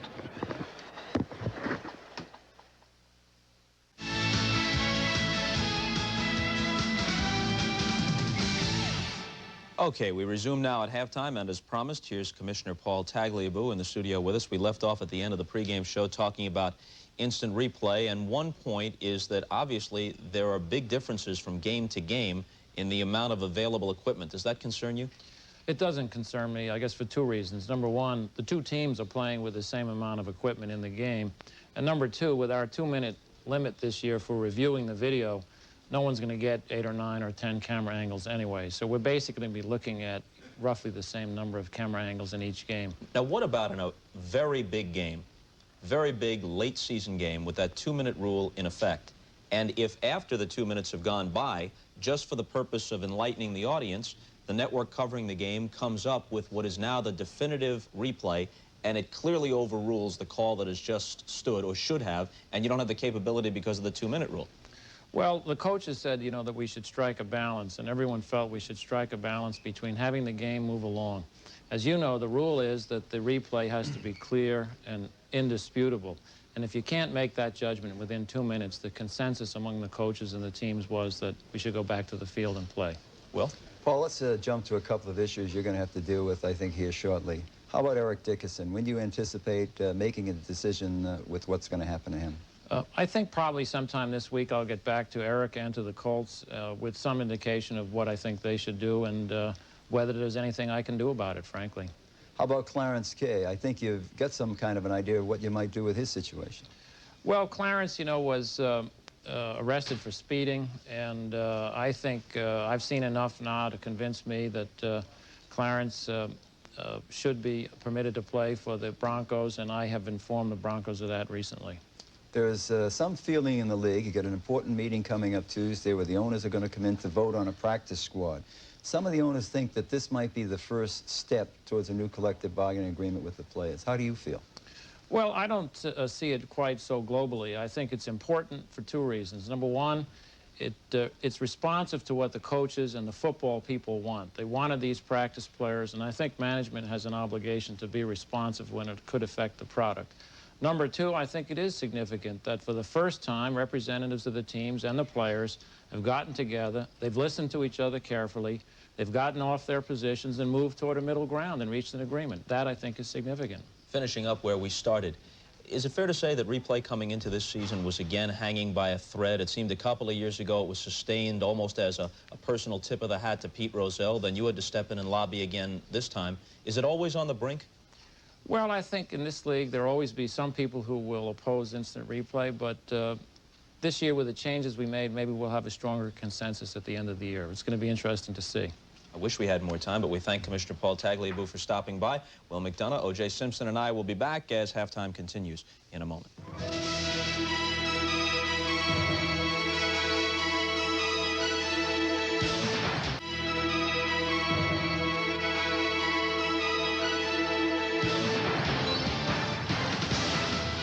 Okay, Will and OJ rejoin us here, and let's turn to Will McDonough for his comment about Commissioner Tagliabue's remarks concerning Clarence Kay. Now, this is the first time he has said definitively that Kay apparently will be allowed to return to the Broncos. Well, he's already there, Bob. What he is saying is he's not going to suspend Clarence Kay and put him out for life over this one, and this is a big story in Denver. The other thing I would look at in what he had to say is a remark about Eric Dickerson. From that, I took that the Dickerson situation is not going to change, that a suspension will not be lifted at the end when he said, if there is anything I can do about it. Something we can do something about is getting you updated on all the scores and highlights from around the league. They've just gone to the beginning of the second half at Giants Stadium. The Giants have completely dominated the Dolphins and lead Dan Marino and company 10-0. Marino at one point in the first half just 5 for 13. They've shut him down completely. Here's Pepper Johnson stopping Sammy Smith, the league's leading rusher through 2 games. Johnson from his linebacker spot, stuffing Smith for no gain. You hear a lot about Lawrence Taylor, but the whole linebacking core is terrific. Pepper Johnson, Taylor, and of course this man, Carl Banks, forcing the hurry here from Marino as he slams him down. With the Giants leading 3-0 on an Allegre field goal, the ageless one, Otis Anderson, gets over from the 1. The Giants looking to go 3-0 and hand the Dolphins their first defeat with the 10-0 lead early in the third quarter. In the game some of you are watching, Kansas City on the Christian Okoye 5-yard touchdown run, leading at Green Bay at halftime. Don Majkowski rusty 7-3. Chicago has the lead at Soldier Field as the Bears try to make it 3-0 for the season. They've gone to halftime with a 13-6 advantage. Neil Anderson with an 8-yard scoring run, his 5th TD of the year already. 2 field goals for Kevin Butler, one of them of 51 yards. Donald Igwebuike also has 2 field goals from Minnesota. New England playing at Cincinnati, and how about this? The Bengals all over the Patriots to the tune of 31-0. Here's Mark Wilson, the former Raider, in place of the injured Steve Grogan starting this game. His first pass was intercepted, and it led to a field goal for Cincinnati. Then after that, Esiason goes to work off the beautiful play-action fake. He hits Eddie Brown for the 42-yard touchdown, 10-0 Cincinnati. A bit later, after a fumble recovery, they fake the field goal, and here's Lee Johnson flipping it ahead from out of the crouch, 4 yards to Rodney Holman. They've scored every which way. James Brooks' 6-yard run, Harold Green from 3 yards out, the fake field goal. The Bengals look like they'll be 3-0. They lead 31-0 late in the second quarter. San Diego is playing at Cleveland. Cleveland has the halftime lead here, 14-10. The big play, an interception return of 64 yards for a touchdown by Mike Johnson of the Browns as he picked off Billy Joe Tolliver. Washington with the lead on a pair of field goals by Chip Lohmiller, 6-3 late in the second quarter at RFK. Both the Cowboys and Redskins are 1-1. Mark Rippon helped off the field with a sprained left knee and replaced, at least for the time being, by the Redskins' backup quarterback Stan Humphries. They will x-ray Rippon at halftime. Indianapolis playing at Houston. A pair of Warren Moon touchdown passes, each to Lorenzo White. The Oilers with the lead in the battle of 2 0-2 teams, 14-0 at the half. Phoenix playing at New Orleans. Good news for those Saints fans, you might have read about it this week, who took a vow of celibacy until New Orleans scored its first touchdown of the year. The pressure is off. John Fourcade, 14 yards to Eric Martin. Should be a hot time on Bourbon Street tonight. And we'll throw you back to the field right after this.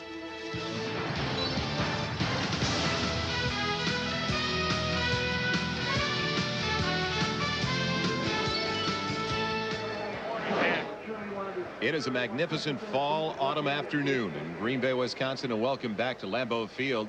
Kansas City Chiefs with a 4-point lead over the Green Bay Packers. I'm Joel Meyers alongside Ahmad Rashad.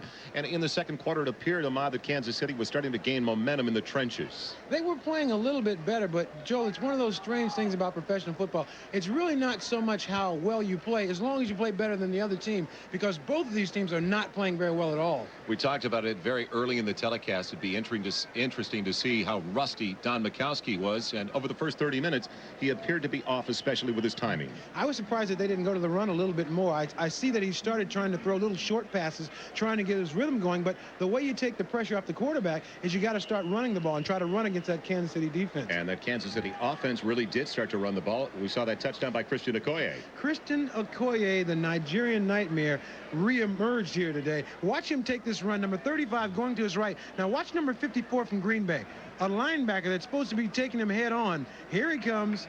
Oh no, nobody stops Christian 1-on-1 or 2-on-1 or sometimes 9-on-1 that we saw earlier in the game.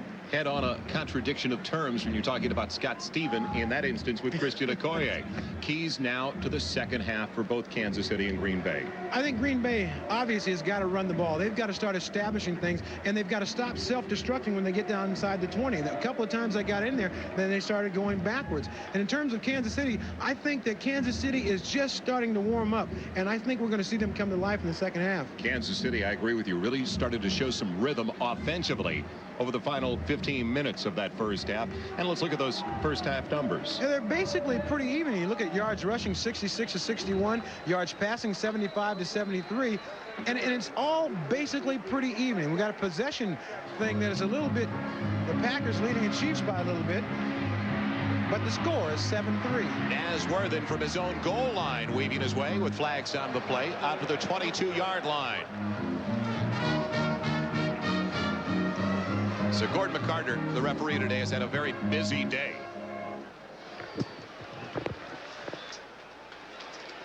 Gordon came to work, and work he is doing. Holding number 55 receiving team during the return. Half the distance, first down. You know, one of the things I enjoy in being able to stay around this football game is seeing these officials.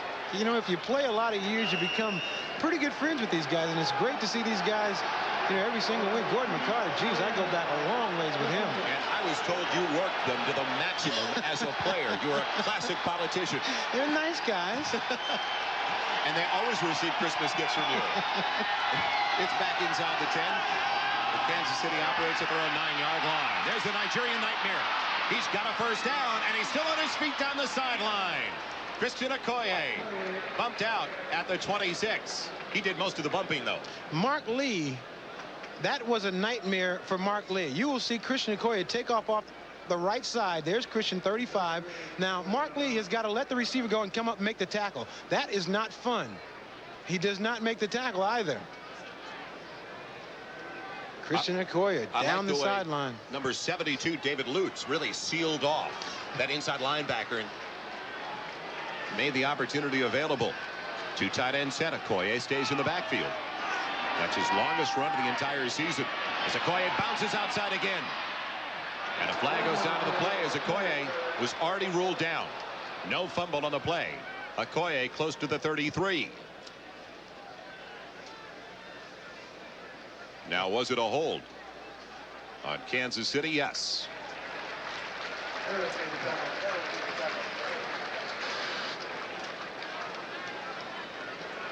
Illegal block, number 81, offense. 10 yards from the spot of the foul. Repeat, first down. The old illegal block to the back against Rob Thomas. Aaron Thomas not having a good game. You see him at the top of your screen, number 81. Now, he's grabbing a guy and then pushing him. He's trying to get in the way, trying to make a block, but you can't get your hands out there. As soon as your hands go out and you touch a guy, that's an illegal block. Thomas, one of the two wide receivers set out, is Stephon Page. He's on the opposite side for Steve DeBerg on 1st and 20. DeBerg getting off to Okoye. And actually it was a 5-yard mark off, so it's back close to the original line of scrimmage. We'll bring up 2nd and long still. And Tim Harris showing he's not just a pass rusher here. Watch him play the block off, come back inside, and make that tackle on Christian Okoye. He's a very active linebacker, defensive end type. Not only a pass rusher, but he plays the full game. Frustrated because he only had 2 sacks over the first 2 games. Marty Schottenheimer watches his unit work on their first offensive series of the second half. 2nd and 11. Play action for DeBerg. He's going deep, and he's got Rob Thomas, who hangs on this time near the midfield stripe. That was a great fake by Steve DeBerg. He's the first one down the field to high-five Rob Thomas, but it was a great run fake. I actually thought the Okoye had the ball, and so did the entire. He puts the entire ball in there and fakes it, brings it back. Now he's looking for Thomas down the field. This ball, he strung him out just a little bit. Thomas goes up tough, makes the catch, and takes that lick. Ahmad, would you say that DeBerg and maybe Boomer Esiason, the top two at deception in the backfield with a play fake? Boomer Esiason is the best I've ever seen, and Steve DeBerg is not far behind. But when you have a big, powerful back behind you, you got to take the fake. 1st and 10 for Kansas City. This time it's Barry Word stacked up after a gain of just a little bit better than a yard by Brian Noble, the inside linebacker from Arizona State. Don't forget, tonight on NBC, it's a double feature. Comedy stars of your favorite TV shows going off to summer camp. It happens tonight in the movie Camp Cucamonga. And one of the most important movies of the year, the critically acclaimed She Said No, starring Veronica Hamill and Judd Hirsch. Camp Cucamonga, She Said No, tonight on NBC. Thought it's 2nd and 9 for DeBerg in the offense. 3 minutes going by in the second half, and a 4-point lead for Kansas City with Page in motion. The misdirection of Barry Word, and his indecision probably cost him.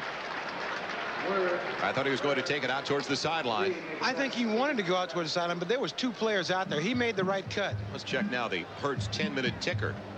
Miami down by a touchdown at the Meadowlands to the Giants. Well, it's also halftime in Chicago. A 7-point lead for the Bears trying to go 3-0. Cincinnati will be 3-0 at the end of the day. Cleveland leading by 4, and Dallas up by a field goal. Or make it Washington by 3. Big 3rd down for Steve DeBerg at the 45-yard line of Green Bay. This drive started back at the Kansas City 9.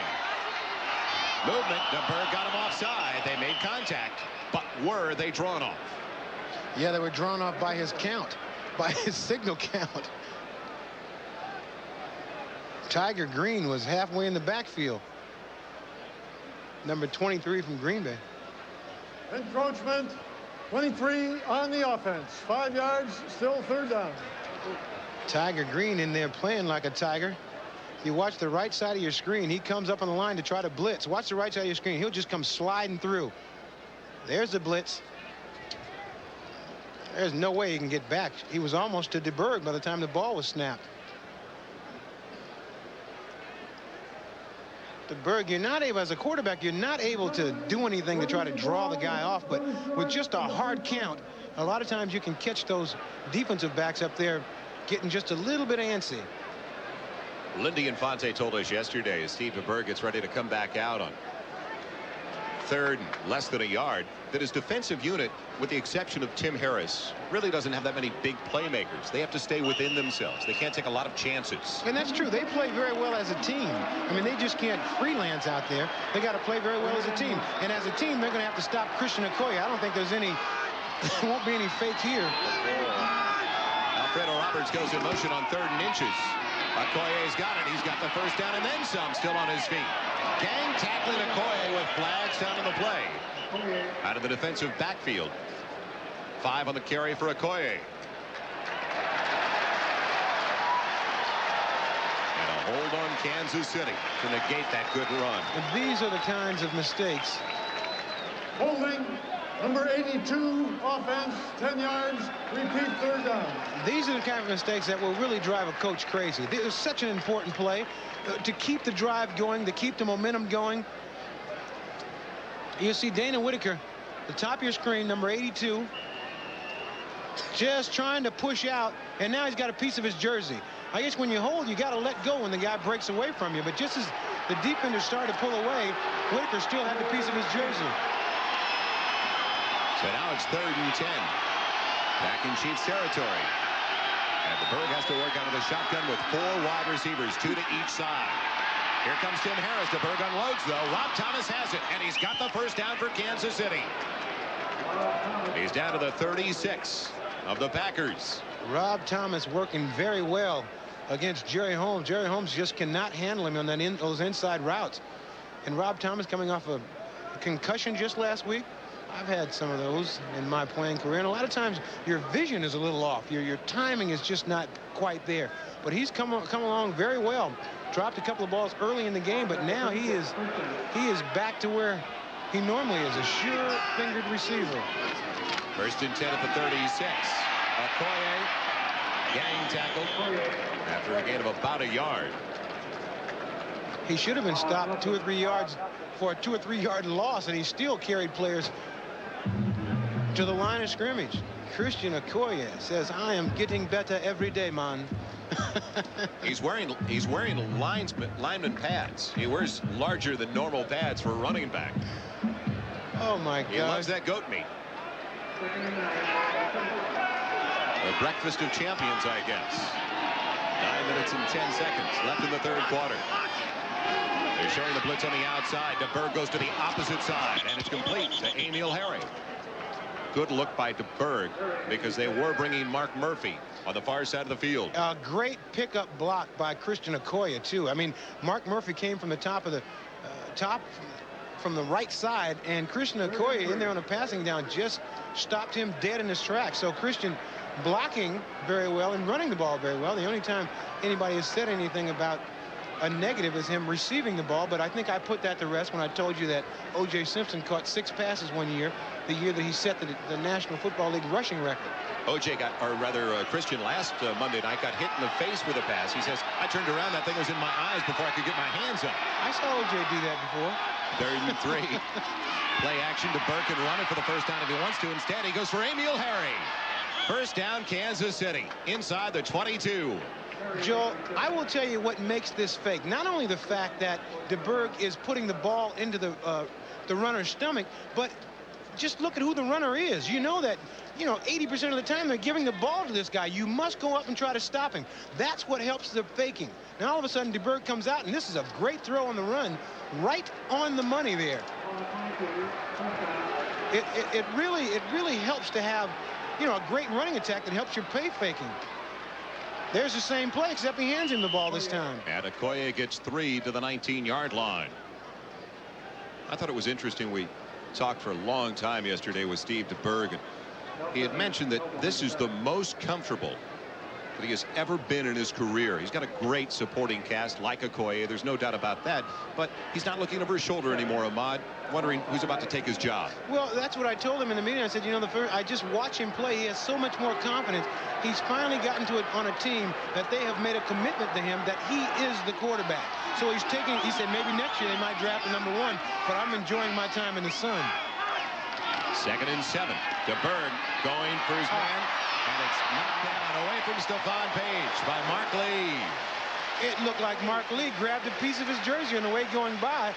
If he did, he certainly got away with one. Watch Stephon Page move inside. Watch Mark Lee's right hand.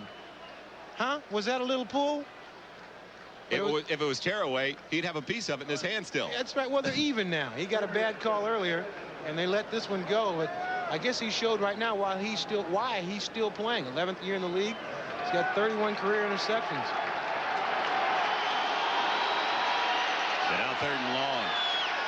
3rd and close to 8 at the 20-yard line. Opening drive of the second half. As the Chiefs have had it now for 7.5 minutes. DeBerg over the middle. Page couldn't come up with it. It would have been way short of the first down marker anyway. That was a blitz, and Steve DeBerg realized that the man that leveled him was his man. It was a great play. DeBerg knows the blitz is coming. So does the outside receiver. He just lets it go in a hurry, and he just gets unloaded on by Tony Bennett. But that's a play that you know is coming. Anytime you got a blitz like that and the guy comes free, the receiver has to see that also. And as soon as the guy comes free, he's got to run that little break-in pattern. And DeBerg delivered it just a little bit low. Most of the time, Stephon Page would make that catch. He wasn't able to hang on to that one. Second most accurate place kicker in NFL history, Nick Lowry, on the play fake. They're going to run for the first down, I believe. No! The punter, Kelly Goodburn, the holder, is stopped just short of the first down marker. Great lateral pursuit on the fake field goal attempt at the 14-yard line. I thought he had it, but he didn't have enough speed to get out there. That was a great play call. Great play call, but you need Willie Gault or somebody to run that play. So a gamble does not pay off for Schottenheimer. NBC Sports coverage of the National Football League is brought to you by Diet Coke with 100% NutraSweet. You'll drink it just for the taste of it. By Magnavox, smart choices for smart people. Magnavox, smart, very smart. And by Mitsubishi, bringing you a full line of award-winning automobiles. See them all at your Mitsubishi Motors dealer. A great idea by Marty Schottenheimer does not pay off. He's out of the backfield. Brent Fullwood gives the Packers some breathing room up to the 20-yard line. I love the initiative, though, of the Kansas City Chiefs on that fake field goal attempt, Ahmad. This was a great call, but maybe 8 yards was just a little bit far. It was 4th and 8. Maybe 4th and 4, they get the first down, but Kelly Goodmarn ran out of leg. He short-legged this one. It was a very good call. You got Nick Lowry, and you know he's going to kick now. At this point, he just doesn't have the speed to turn that corner and can't get up there for that first down. He was laboring after about a 4-yard game. And then after that punter is hit like that by 3 big ones over the sideline, what am I doing this for? 2nd and 4 from the 20. Mikowski on the play action, getting a block to buy some time. Was his receiver in bounds? Yes. Was Sterling Sharp. Was Mikowski in bounds? It looked like he was about to go right off the field before he threw that ball, but there was an official right on top of it. Watch Mikowski rolling out here. Now just watch just before he throws the ball. Here he comes up next to the sideline. Yeah, great call by that official right on top of the play. And look at the toe dance by Sharp. Great call by both officials.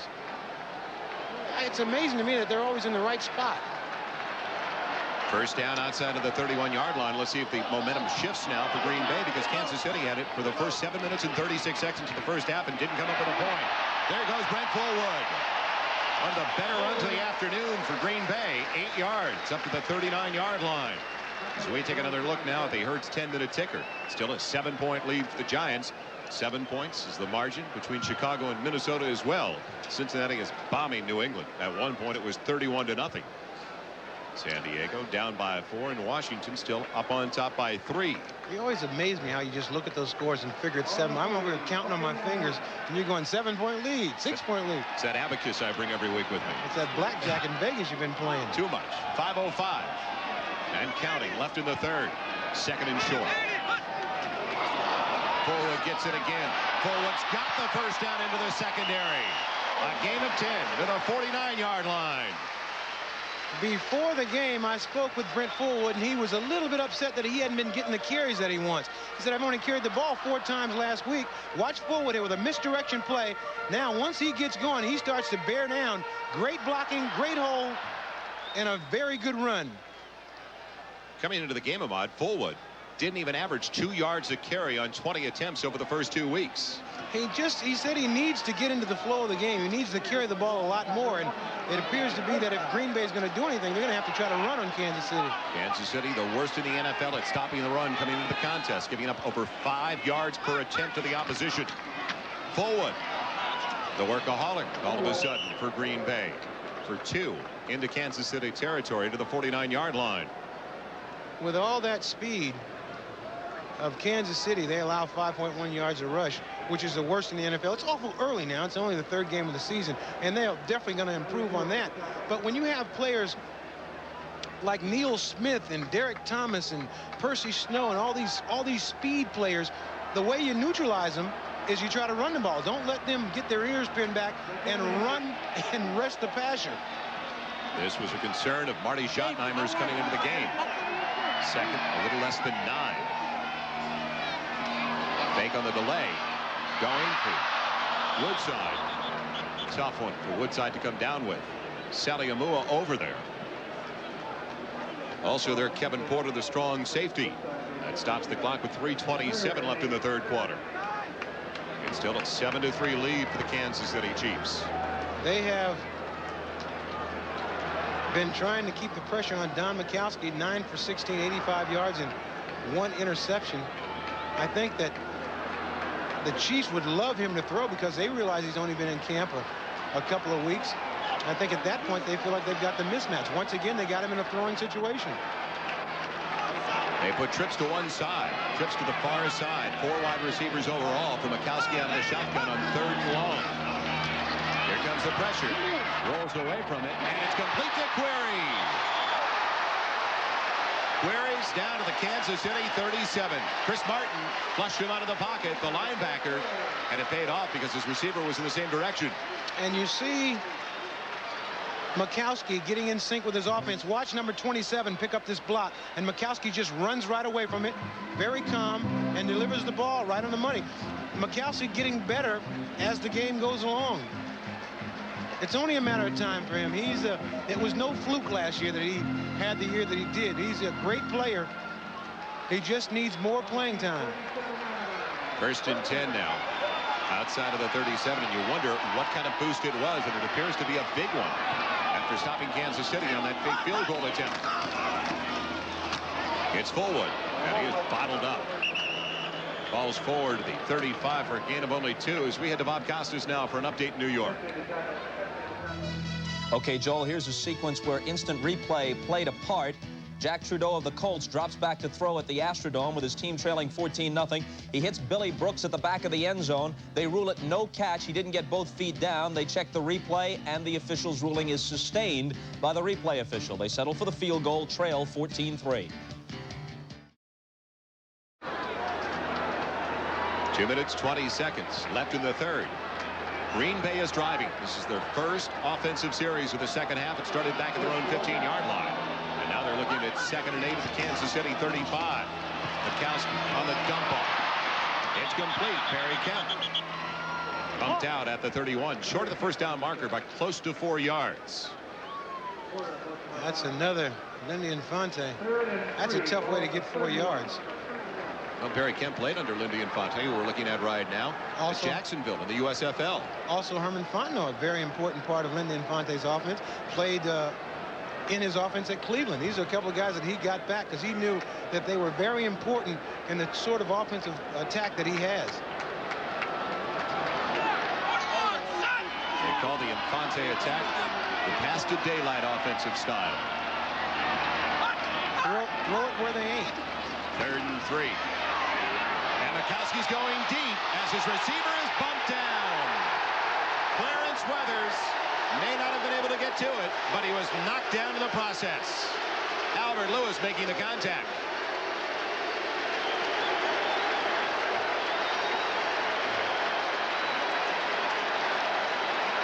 Marty Schottenheimer arguing that he couldn't catch the ball. Albert Lewis totally out of the play. Here comes Burris over, and he pushes him, but it certainly appeared that he had no chance of catching that ball. But that's just a decision that the official has to make. Very similar to what we saw in the first half on the flag thrown against Mark Lee on Stephon Page. Dick Creed, the side judge, not making a call there. But the other official had a much better view, and he called pass interference. And this is a huge play. You see Anthony Dilwig, number 8 there, signaling in the plays. So the deepest penetration for Green Bay comes by way of the penalty flag. Fullwood out of the backfield. He's in. No, they stop him initially.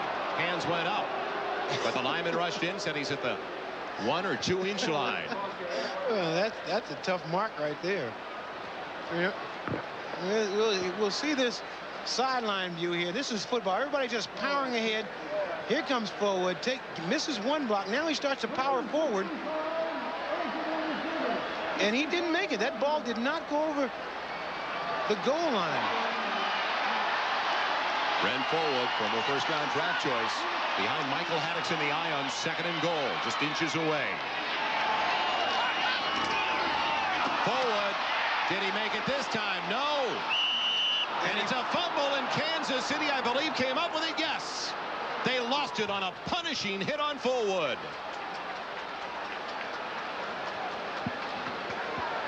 Percy Snow appeared to just explode on Fullwood. Put his helmet right on the ball, knocked it loose. Dino Hackett also on the play. And boy, did Kansas City dodge a bullet there. Once again, just a power play to the right. Fullwood trying to power in. Now the ball's knocked loose by Percy Snow. And Lindy Infante There's nothing you can do. A fumble is like the most helpless you ever feel because there's nothing you can do to avoid a fumble. All you can do at the play when it comes to the sideline is say, hold on to the ball.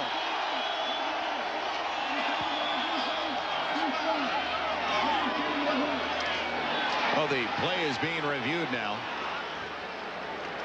by the instant replay official. It's probably the point where they should have used the hurry-up offense. We'll take another look at this. I think they think maybe Fullwood was stopped before he fumbled. There you'll see him power into the line. There's the hit right there. There's the ball. It popped loose right away. That's definitely a fumble.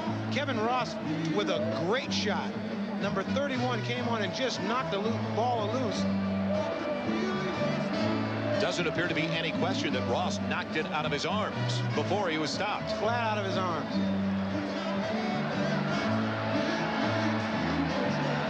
One more time, we'll see Fullwood with the ball. Watch number 31, Kevin Ross, come firing in right there. Ball is loose. After review, the play stands as ruled. First down, Kansas City. So a defense that has had problems stopping the run over the first 2 weeks and again this afternoon does come up with a big play to stop Infante's Packers. And there it is right there. And after Joel and I reviewed it, we thought it should still stand. Out of the end zone, it's Okoye into the secondary. Okoye stiff-arming Holmes and dragging him 15-20 yards. There's the breathing room. And then some. That's right. Well, I tell you what, Jerry Holmes does not want to see Christian Okoye come running at him full strength like that. He's just trying to hold on and wait for help. Now this is tough. Okoye just off the right tackle, and he shows his speed. Oh, great blocking. Now he stiff arms Mark Lee. Now he's off to the races, and Holmes just, he got his mouthpiece knocked out. He's lucky that's the only thing that came off his body. Stop the fight, ref, stop the fight. First and 10 to the 33-yard line. Play fake to Bird, going for his tight end, and Alfredo Roberts almost made an incredible grab around the 45-yard line. Alfredo Roberts is a comer out of the University of Miami. Had a chance to make that grab. I know he's kicking himself all the way back to the huddle. You know, we've been talking about is, we'll take another look at this play. Alfredo Roberts, this ball's a tough catch. The tight end, he gets up and gets his hands on it, and Tim Harris puts a lick on him just as he tries to bring it down. He's just not able to hold on. We've been talking about this Kansas City defense and the problems they've had stopping the run. Well, last year it was the opposite. Green Bay was the worst in the entire league at stopping the run, giving up 4.4 yards per average. So it's not a total surprise to see Okoye, and now it's Barry Word running the ball effectively this afternoon against essentially the same defense that the Packers went with last year. But Okoye did that against everybody. It doesn't matter what your defensive average is. He comes in and changes that average. I think that's his intent. That's the end of the third quarter. When we come back, it'll be a third and just about 5 for the Kansas City Chiefs. Be right back after these messages from your local station.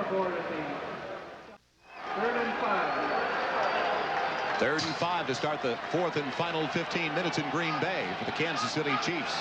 Outside of their own 37 with DeBerg working out of the shotgun and a clean hit. Mark Murphy untouched on DeBerg, a fumble. The Packers' Tim Harris says he's got the ball. Gordon McCarter says it's still Kansas City's.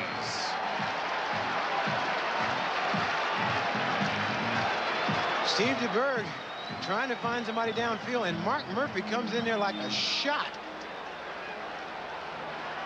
An obvious missed assignment. Quarterback's nightmare, the blind side, is Goodburn. Gets a wobbler out. Query will take it on a big hop at his own 17. And he is up and in a hurry. Down first, Lloyd Burris. Little action at the end of the play. Better special teams coverage that time for the Chiefs. Packers have it back, but they're down by 4. NBC Sports coverage of the National Football League is brought to you by Keystone and Keystone Light, bottled beer taste in a can. Wouldn't that be great? By State Farm Insurance. Like a good neighbor, State Farm is there. And by Mazda Cars and Trucks. Mazda, it just feels right. Welcome back to the city they love to call Titletown, USA, as the Packers won 5 NFL championships in 7 years, 61, 62, 65, 66, and 67. Mikowski is throwing on 1st and 10, breaking the containment and buying some time, picking up some meaningful yardage for 1st down across the 40. Did he ever fake on the Chiefs? They thought he was going to take the easy way out to the sideline. We mentioned earlier about his mobility, and he is, I said earlier in the game that he's like a halfback. Once he gets out in the open field, 5 rushes for 37 yards. And here you see Mikowski, watch, he's getting a little pressure on the outside, runs around that pressure, and now he either passes or runs. And he's going to put pressure on the defense doing either one of them. Very nice move there. And that all-important slide, not taking that hit. I tried that once and got nailed to the turf. 1st and 10 at the 40-yard line. Mikowski with pressure coming, and he's on his way down. Leonard Griffin got in there first. He was the one who pushed up. Don Mikowski for the others. It was a mad dash for the quarterback on that one. His team gave up 8 sacks over the first 2, 3 so far this afternoon. Here Mikowski back and just not having a chance to do anything right there. Everybody is in on him. Leonard Griffin, the first one to get to him. Tony Mandarich is the injured Green Bay Packer, their right tackle. As we come back to Green Bay with Kansas City up by 4. Last week, Mike Ditka told Tony Mandarich bozo. He responded by saying, if I'm a bozo, I guess I'm $1 million bozo. And Mikowski on 2nd and 18 slips out of the pocket. It's Perry Kemp on the completion outside of the 40 to the 42-yard line. Mandarich was involved in that last play when Mikowski was sacked for 8 yards. They were coming on his side. Medical staff attending to him as it looked like something went in his eye. It's a nice tattoo he's got on there. See his right big bicep. That's a, what is that there? It's a skull and crossbones or something. Told us yesterday he's playing like the old TM is back, a reckless football player. And he said he was surprised that Mike Ditka called him bozo. And Ditka also added that Mandarich could not even beat out their 2nd string for a spot on the Bears offensive line. Well, Tony didn't help himself coming into the league by making all those outrageous statements. Offensive line is one of the toughest positions to learn how to play, and a lot of times it takes 5 years to become efficient at playing offensive line. Pressure again, 3rd and 8, almost intercepted by Burris. And now we've got an altercation. Derek Thomas in the middle of it for the Kansas City Chiefs. I don't think you want to fight Derek Thomas. James Campen, the center for the Packers. Because I mentioned that he could play almost any position on the field. I got a feeling if he wanted to be a boxer, he'd be a heavyweight contender. I was going to say, and that's the heavyweight position as well. That's right. He is not the person you want to tangle. If you want to get in a fight, go pick the kicker. Find the kicker and throw him around a little bit. So now Green Bay and Bracken forced to punt it away to Kansas City with 12:25 left in the 4th quarter. 4-point lead for the Chiefs and Naz Worthen. This will be a very important drive for the Kansas City Chiefs. A very important drive. They have got to get down and do something with the ball this time or they could be in trouble. Stats can be misleading. We talked about that with Marty Schottenheimer yesterday over the first 2 weeks of the season, and he prides himself on defense. His group ranks 26th out of 28 teams in the NFL. They haven't looked that way so far today, though, as we come back to Green Bay. The Packers and Bracken ready to give it back to Worthen in Kansas City. Here comes pressure. Albert Lewis blocks it. The specialist gets to it. It's picked up by the Chiefs. And all the way inside the 5-yard line, it's taken by Kansas City's Lewis Cooper. Some players have a knack for doing this. There is nothing you can do to block them. You see Cooper celebrating because he picked it up and ran with it, but the guy that made that play was Albert Lewis. Take a look at number 29 at the bottom of your screen. A hesitating move, then goes inside. Now watch him go right to the ball. Right to the ball, almost takes it right off the punter's foot. That's the way you block a punt. Marty Schottenheimer told us yesterday they practice that at least once a week, if not twice a week in practice, and especially that layout. It's a layout, but it's one of those things that no matter how many times you practice it, you can only do it in a game situation because you don't want to let your punter get his leg blocked off in practice. This is his 7th career block punt, and he thinks he can do it every single time. Okoye in the backfield along with Barry Word. Page in motion on 1st and goal from the 5 for Kansas City, and it's Okoye. Taking tacklers, Okoye diving just short of the goal line. He's inside the 1. Clock rolling with under 12 minutes to play, so the big playmaker, just like we saw last Monday night if you were watching that matchup between Denver and Kansas City, Albert Lewis comes through again for the Chiefs. That's a huge play in a game like this where it just has been ugly the entire game. Kansas City ran the ball 146 yards, Green Bay only 98 yards, and Okoye 115 of the 146 yards. That's what I say, when you make a play fake to Okoye, you've got to go for the fake. He's getting all the yards. 2nd and goal. From inside the 1-yard line. Who else but Okoye? And Okoye is strung out of the play. He loses yardage. Back at the 3. The lateral pursuit got to him. Good penetration. When you got a big back like Christian Okoye, the last thing you want to do is have him running sideways. When you get down inside this area, you want to run that ball up into the line. Watch Christian now start to move a little bit wide, trying to find some running room. Actually, it was number 50, Johnny Holland. Johnny Howard, an old friend of mine. Johnny Holland got up there and forced him to run wide. 3rd and goal. Ball just inside the 3-yard line. Kansas City leads it by 4. Okoye stays in the backfield. DeBerg throwing. Has time. And he's going for an eligible tackle. It was a tackle-eligible play as they brought in Dave Zott. He had to report in. And that's where DeBerg was going. But it did not fool the Packers as they stayed with him. Jim Harris applying pressure on DeBerg in the backfield. Lindy Infante's defense. Here you see Dave Zott making a block. And now I guarantee you Zott is not the first guy he's looking for. He looked all the way around 3 times before he threw the ball to Dave Zott. And Marty here looking on at this play realized they're in trouble because DeBerg can't find a guy open, and at the last moment he's got to throw the ball to Zott. And that's just, I mean, you can't expect a guy to come up with a catch like that. Now it's just like an extra point for Lowry on the field goal try of 20 yards. And it's a touchdown margin now as Kansas City increases their lead to 7. So they capitalize on the block, but not the ultimate situation for the Chiefs. They wanted the touchdown.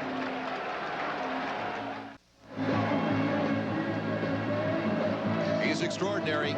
All-time career leader for the Kansas City Chiefs in block kicks, and he just came up with a 7th. Very much into this game. I talked to him before the game. He didn't even want to talk. It's like, I'm here to play. I got to just play.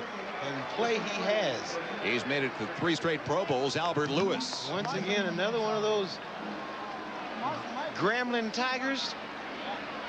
Albert Lewis, one of the great defensive backs in all of football. Workman and Bland waiting for the kickoff from Lowry. It'll be Carl Bland wisely staying in the end zone after a long effort by Lowry. So a 7-point lead here in Green Bay for Kansas City. Let's go to Bob Costas for an update in New York. All right, Joel. Billy Joe Tolliver has rallied the Chargers at Cleveland with a pair of touchdown passes to Anthony Miller. First one covers 19 yards. He zings this one for 23 and a score. Late in the 3rd quarter, the upset-minded Chargers lead by 3. By the way, Ahmad's friend Johnny Howard just called, wants to have lunch on Tuesday. Thank you, Bob Costas, as we look at the 10-minute ticker. And New York has increased their lead over Miami. San Diego taking care of those Brownies right now, but it's only a 3-point advantage. Mikowski beating the pressure, but he can't get away from the second man. Dan Saliamua, we have talked about him earlier, a Plan B signing from Detroit last year. The Chiefs can't believe what a find he has been, always around the ball. You see the range that he has. It's just, nose tackles are supposed to just play the middle. Watch Dan just take off on the sideline and make a nice hit on Mikowski. That is the 4th sack of the afternoon for the Kansas City Chiefs, resulting in a negative 22 yards from Mikowski in the offense. That was a 6-yard setback to the 14-yard line. By Dan Saliamua. Under 10 minutes left. Woodside, Haddix in the backfield. And 2 new guards in there now, too. Moran and Hallstrom for the Green Bay Packers. Starters for the Pack last year. Dump off. And it's Woodside. But he is clobbered in a hurry. He got near the 20-yard line, and that is it. Tonight on NBC, it's a double feature. 2 world premiere movies. First, a wild comedy, Camp Cucamonga, featuring 7 of your favorite TV comedy stars, followed by She Said No, starring Veronica Hamill and Judd Hirsch. One of the most important movies of the year. That's Camp Cucamonga, She Said No. 2 great movies tonight on NBC, and then tomorrow night, you can become a millionaire. You can pick up an NBC McMillions game card at your nearest McDonald's. Watch The Fresh Prince of Bel-Air. If your number matches the numbers revealed, you can become a millionaire. So watch The Fresh Prince of Bel-Air. Kickoffs, McMillions on NBC.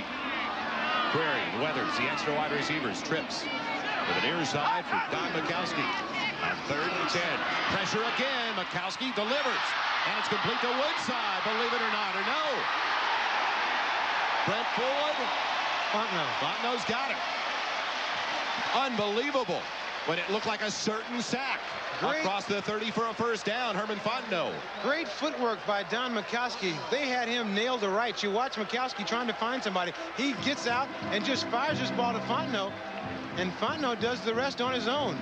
Not only a good receiver, but a fine runner after the catch. Bill Moss couldn't believe the ball was thrown that close to him. But we talked about this ability to avoid sacks by Mikowski. And we talked about also as Mikowski getting better each and every play. I think as you've been watching this game from the start, you see he is certainly doing that. A huge first down on 3rd and 10. Now it's 1st and 10. Outside of the 30, Mikowski scrambling for dear life and running close to another first down. He takes a shot in the process, though. Dino Hackett rolled him pretty well. He made a nice move on number 59, Percy Snow. We talked about his running ability. There's a couple of quarterbacks in this league that just can really run. You watch him take, you can't find anybody open downfield. Now watch this move he puts on number 59, Percy Snow. Percy Snow trying to overreact. He gets by him and then just gets nailed by Dino Hackett on the way down. I'm sure it maybe hit a little funny bone. Sometimes when you get hit like that, you get a tingle all the way down to the end of your hand, but he appears to be okay. They're short of the first down by inches. When Hackett hits you, your whole body may feel like a funny bone. You got that body funny bone. 7:42 remaining. A full complement of 3 timeouts for the Packers, while the Chiefs have 2 timeouts remaining. It's outside of the 41-yard line. Don Mikowski, a very tough quarterback. Nifty, tough, has all the tools to become a great one. He was right on target yesterday when he told us the Chiefs bring a lot of pressure up the middle, which is extremely difficult because it's tough to sidestep that. Yeah, that's true. Anytime you want to put pressure on the quarterback, you want to come up the middle. That way the quarterback can't step up into the pocket. Haddix has the first down on 2nd and inches. Across the 45 to the 46. Former #1 draft choice. The Philadelphia Eagles back at 83. Well, last year, these 2 teams got together week number 14 in a playoff type of atmosphere here at Lambeau Field. It was a 21-3 win. But the Kansas City Chiefs and Lindy Infante's Packers have yet to score a touchdown for the 2nd season in a row against Marty Schottenheimer's defensive unit. They still have 7 minutes left, though. They're down by 7. It's 10-3 Kansas City. 1st and 10 for the Pack. The 46-yard line. Delay. Haddix has it. Haddix has a big hole. Almost a huge gain. Stumbling after picking up close to 8. Throughout this entire game, the Packers have not had a real problem moving the ball between the 20s. Where the problem arises when they get down close to the goal line. There you see Michael Haddix picking a great block there by number 65, Ron Hallstrom, to spring Haddix loose for that extra yardage. Call it 2nd and 2. Successful on the ground against Marty Schottenheimer's defensive unit. Marty does not like this. Anytime you show that you can't stop the run, everybody in the league tries to run against you. Woodside in motion, leading the way for Haddix. Haddix going nowhere. And does he lose the ball? Yes, a fumble. A fumble, and I think Kansas City got it. Yes, the Chiefs recover. Bill Moss, number 63, came in on that tackle, and the ball popped out. And Kevin Ross, once again, the man of the hour, falls on top of it. And Lindy Infante just a little bit upset because he can get his offense just can't get going. Every time they're shooting themselves in the foot. 5 turnovers last week, Ahmad, against the Chicago Bears, and now 3 by the Packers against Kansas City after not coughing the ball up at all in their opening win over the Los Angeles Rams. Well, they've been lucky that Kansas City hasn't turned in more points, but here you'll see, watch the ball pop loose right there, and Kevin Ross right on top of it. Kansas City has it 1st and 10. Their own 44-yard line with Page in motion. Order of business, Okoye. And run out some time off the clock. Okoye for 3. Close to 4. A year ago, Christian Okoye would have tried to take that ball outside. This time he saw all the blocking move to the outside, and he broke it back inside and picked up 4 or 5 yards. And that's just a learning process. You got to realize most running backs in this league have carried the ball tens of thousands of times from Little League all the way up. This guy just started playing the game 4 or 5 years ago. Okoye with 116 yards, had 161 coming into the game over the first 2 weeks. Okoye again. And he slams it ahead right at the first down marker, the 46 of Green Bay. Another great running decision by Christian Okoye. If you watch him at the point of attack, he takes the ball, finds a hole, and then powers it away. And I remember watching last year, he would have ran right into the pile. Watch this hesitant right here, picks his hole back, and now starts to power it away. That's just great running right there.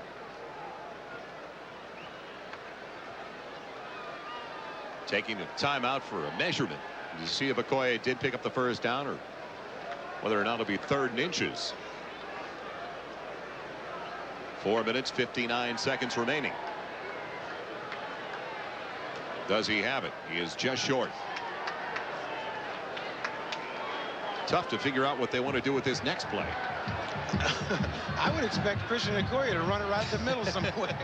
Don't forget, next Sunday it all starts with Bob Costas, O.J. Simpson, and Will McDonough with NFL Live, and then Denver, Buffalo, Elway, and the Broncos traveling to Rich Stadium to take on the Buffalo Bills. Others will see Miami, Pittsburgh, Indianapolis, Philadelphia. At the Vet, at Cleveland, Kansas City, the late game. So check your local listings for the games and the time in your area. Roberts in motion on 3rd and inches. 3 tight end set. Okoye for the first down to the 45. He got that with a second effort because he was stopped right at the line of scrimmage, but just another little kept those feet going, and it just lunged forward, and that got the first down. You'll see Christian get stopped right at the line of scrimmage. Now he just keeps moving and falls forward. It's a very good block there. And that first down essentially takes at least another 90 seconds to 2 minutes off the clock. Under 4:15 left. The way this game is going, though, these teams have been shooting themselves in the foot. There's no telling what happens once they get down inside the scoring area. It's a 10-3 lead for Kansas City. 1st and 10. They give it to Okoye. Trying to bounce it outside. Lateral pursuit gets him, though. He loses a yard, yard and a half. The Green Bay Packers just playing run right now. They just... Manley went in motion. Oh, that was Emil Harry that went in motion across the backfield. Nobody even picked him up. They just said, hey, you can run them receivers anywhere you want to. We're tackling Okoye. Lindy Infante and the Packers have just used their first time out in the second half. So we'll be right back to Green Bay. 2 very close friends getting together today at Lambeau Field. Lindy Infante and Marty Schottenheimer. Marty said last year it was tough because it was the first time. But this year, not so bad. Just another day at the office for both these fellas. And you know, the thing about this game is neither one of these teams have played a very good game. But the bad news, I guess, is one of them has to lose. Outside of the 47, where it's 2nd and 12 for Kansas City. 3:49 remaining. 2 timeouts left for each team. Misdirection to Barry Word. Breaks the initial tackle. Gets away from Holmes, but Holmes hung on till he got some help. And that help came in the presence of Brian Noble. Only a gain of a couple. And to the benefit of the Packers, now, did they say he went out of bounds or not? No. The Packers have to use another timeout, as word did get down before hitting the stripe on the sideline. You cannot minimize the importance of this game for the Green Bay Packers because, Ahmad, this is their 3rd straight home game to start the season. That's true, but when you have a good team and you expect to be good and do well or make the playoffs, you've got to be able to win no matter where you're playing. You want to have an advantage when you're at home, and you know, if they can't win here today, they've certainly lost that advantage, but still you got to regroup, and Lindy Infante knows that. You got to regroup, and you got to be able to beat good teams and beat them in their own backyard in order to really be a legitimate playoff contender. Plenty of mistakes by both of these teams, especially in the second half. We've seen a number of penalties throughout the contest and fumbleitis, a lot of turnovers in the second half. Joe, I guarantee you, neither one of these coaches will show their teams the films of this game afterwards. One of them will win, one of them will lose, but they'll throw this thing away and move right on to the next one because there is really not many positives. The only positive you'll get out of here is if you win the game. Packers with only one timeout left now after using that last one. Out of the shotgun on 3rd and 10 to Bird. Working with 4 wide receivers, and it's dropped by Page. But the pressure was coming from Mark Murphy onto Berg in the backfield. He had to unload it in a hurry. Even if he had caught that ball, it wasn't going to be enough for a first down. So the Packers, using their timeouts, have now got a chance to at least maybe tie this ball game up. This telecast is presented by authority of the National Football League and is intended for the private use of our audience. Any rebroadcast or other use of the telecast without the express written consent of the Green Bay Packers and the National Football League is prohibited. Goodburn into punt. I don't think anybody will have any use to watch this game again. Goodburn with his best of the day. Does he get it to die inside the 5, though? No. The Packers get a break. It's a touchback. And Green Bay, if they can move it 80 yards, can tie it up with 3:25 left. This will be the 4th series in the second half for the Packers. And they've got this crowd fired up because they know that it's close to do or die time. Mikowski has so many times before been the catalyst to this football team when they've gotten this situation. He's been the one that's brought them back. And as you see that sign, magicians don't have nightmares. They believe in the magic, man. First 3 possessions for Green Bay in this half has resulted in a fumble by Fullwood, a block punt by Albert Lewis, and a fumble by Haddix. We have not heard from Sterling Sharp in quite some time. Very, very quiet. He does not have a catch in the second half. Mikowski going up top and overthrowing Clarence Weathers. It's interesting because Sterling Sharp told us yesterday I had 2 catches the first week, 4 the second week. Mikowski's back. Maybe I'll have 13 or 14 this week. Didn't work out that way. Wishful thinking, but I'm telling you, Kevin Ross doing a very good job on Sterling Sharp.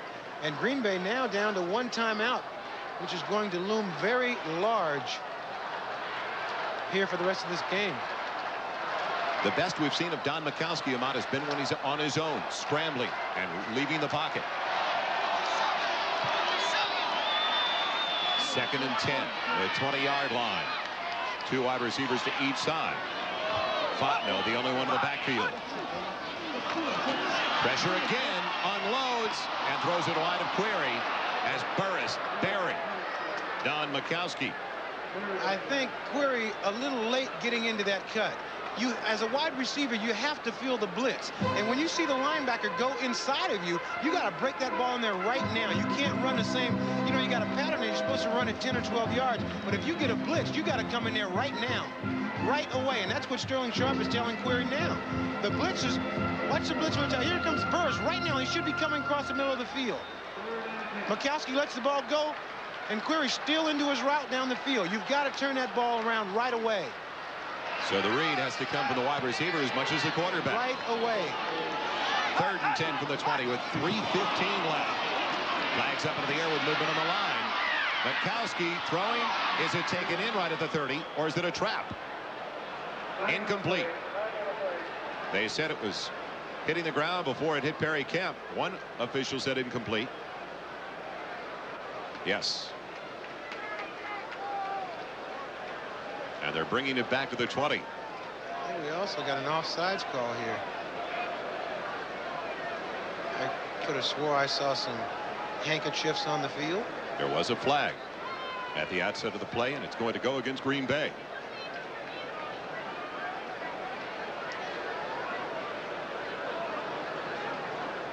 Waiting for Gordon McCarter. Illegal motion. 84 offense. Penalty decline. 4th down. You'll see Sterling Sharp, number 84, just flinch here. There's the flinch. Tried to stop, but you got to be set for a second, and he wasn't able to do that. Therefore, they got the call. So with only 1 timeout remaining, the hand has been dealt. The Packers have to go for it on 4th and 10 with a Magic Man. They have no other choice. They've got to try to get this first down, and the thing that I'd be watching for is the Magic Man to take off and try to run with it. 3:09 left. Stepping up, pressure coming. Bukowski eluding the pressure, and it's intercepted inside the 20, all the way into the end zone. It's Stan Petrie. Touchdown, Kansas City. Perfectly timing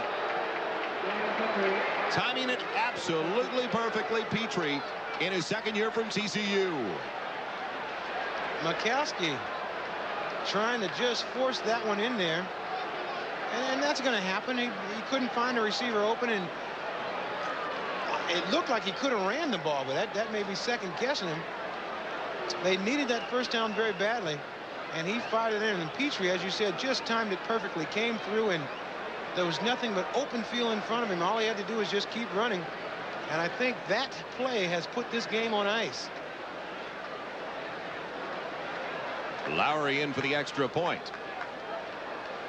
It's a 14-point lead for Kansas City. What a quiet crowd we have here now. I tell you, they just have quieted down this entire stadium. We'll take a look at Bukowski trying to find somebody downfield. Now, it doesn't help him any to throw a short pass. He's got to throw it at least for the first down. He can't find anybody. Now he tries to bury this ball in, and Petrie's got excellent timing and excellent speed as he just strides into the end zone. Anytime you see a play like that, there's always a receiver that feels that he's open. But if you watch Sterling Sharp, he's down at the bottom of your screen, and Bukowski's not looking that way. He's not looking that way. Tough day for Sterling Sharp and Don Bukowski from the Green Bay Packers. 4 turnovers now, 2 interceptions, and 2 fumbles. Bukowski admittedly said that he would be a little bit rusty, but I don't think that Bukowski is not the guy that you can put the total blame on this football team. This is a team game. Last year, Kansas City won it with the Packers failing to score a touchdown, and a very similar situation this afternoon. In all my career, there's very few games that had any carryover from year to year. It's a brand new situation, and each game takes on its own personality. I guarantee you the game last year was a lot better than this one. It's just that the score ended up being the same. I can tell you have a strong feeling about this affair. Lowry ready to boom it away to Bland and Workman.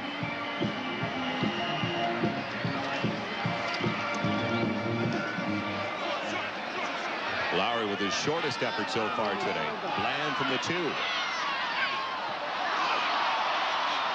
Bland getting around Petrie, but there is a flag down on the play as Petrie felt that he was held back at the 26-yard line. And I think he was.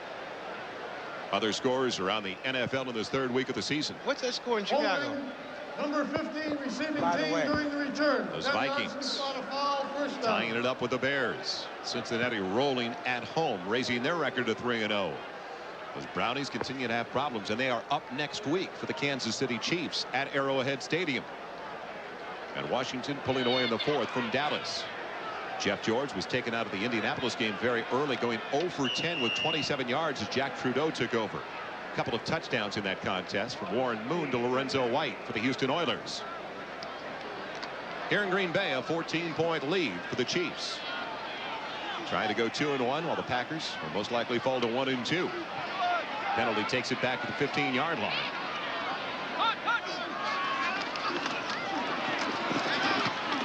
Well, the middle it goes, and Sterling Sharp has it. The one thing that bothered the Packers all day long was the pressure on Mikowski. He didn't have much time back there today for his first start of the season. A lot of pressure, and I just think that a lot of times we focused on Mikowski, but we noticed that he did a lot of running around back there. That's that offensive line. They've got to be able to hold people out. Dump off for Fontenot on 2nd and a yard. He's got the first down. And don't forget, tonight on NBC, it's a double feature.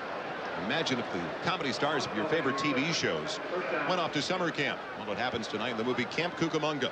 Then one of the most important movies of the year, the critically acclaimed She Said No, starring Veronica Hamill and Judd Hirsch. So that's Camp Cucamonga and She Said No, tonight on NBC. And we talked about it very early, Ahmad, and it comes back to haunt the Packers in the second half even more so. 8 sacks given up over the first 2 games, 6 to the Chicago Bears, and the front 7, including some blitzes, of course. We saw Burris in the backfield consistently of the Kansas City Chiefs. They were always in Mikowski's face. Without the mobility of Mikowski, you'd have had more sacks than that today. It's complete to Clarence Weathers. Played for the Chiefs last year. He's got the 40-yard line for another first down, stopping the clock with 2:17 left. It's nice to have a quarterback that has so much mobility, but it's horrible if he has to use it every single down. Mikowski, that's always his added dimension, but this game he's had to be Mr. Nimblefoot out there just in order to get enough time to throw the ball down the field. There is not, I mean, you really take down the efficiency of a quarterback if he doesn't have time to throw the ball. So a big day for Kansas City. And Christian Okoye only had 69 yards and 20 carries last week, and Mikowski slips, and that'll be the 5th sack of the day for the Kansas City Chiefs. You notice that he slipped. Leonard Griffin got in there.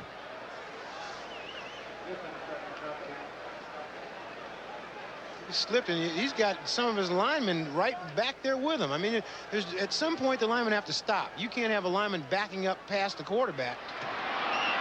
Mikowski scrambling, but they say he was in the grasp and sacked again. Dan Saliamua. Now Dan is doing his version of cheerleading over there. Not playing to much of an audience, though.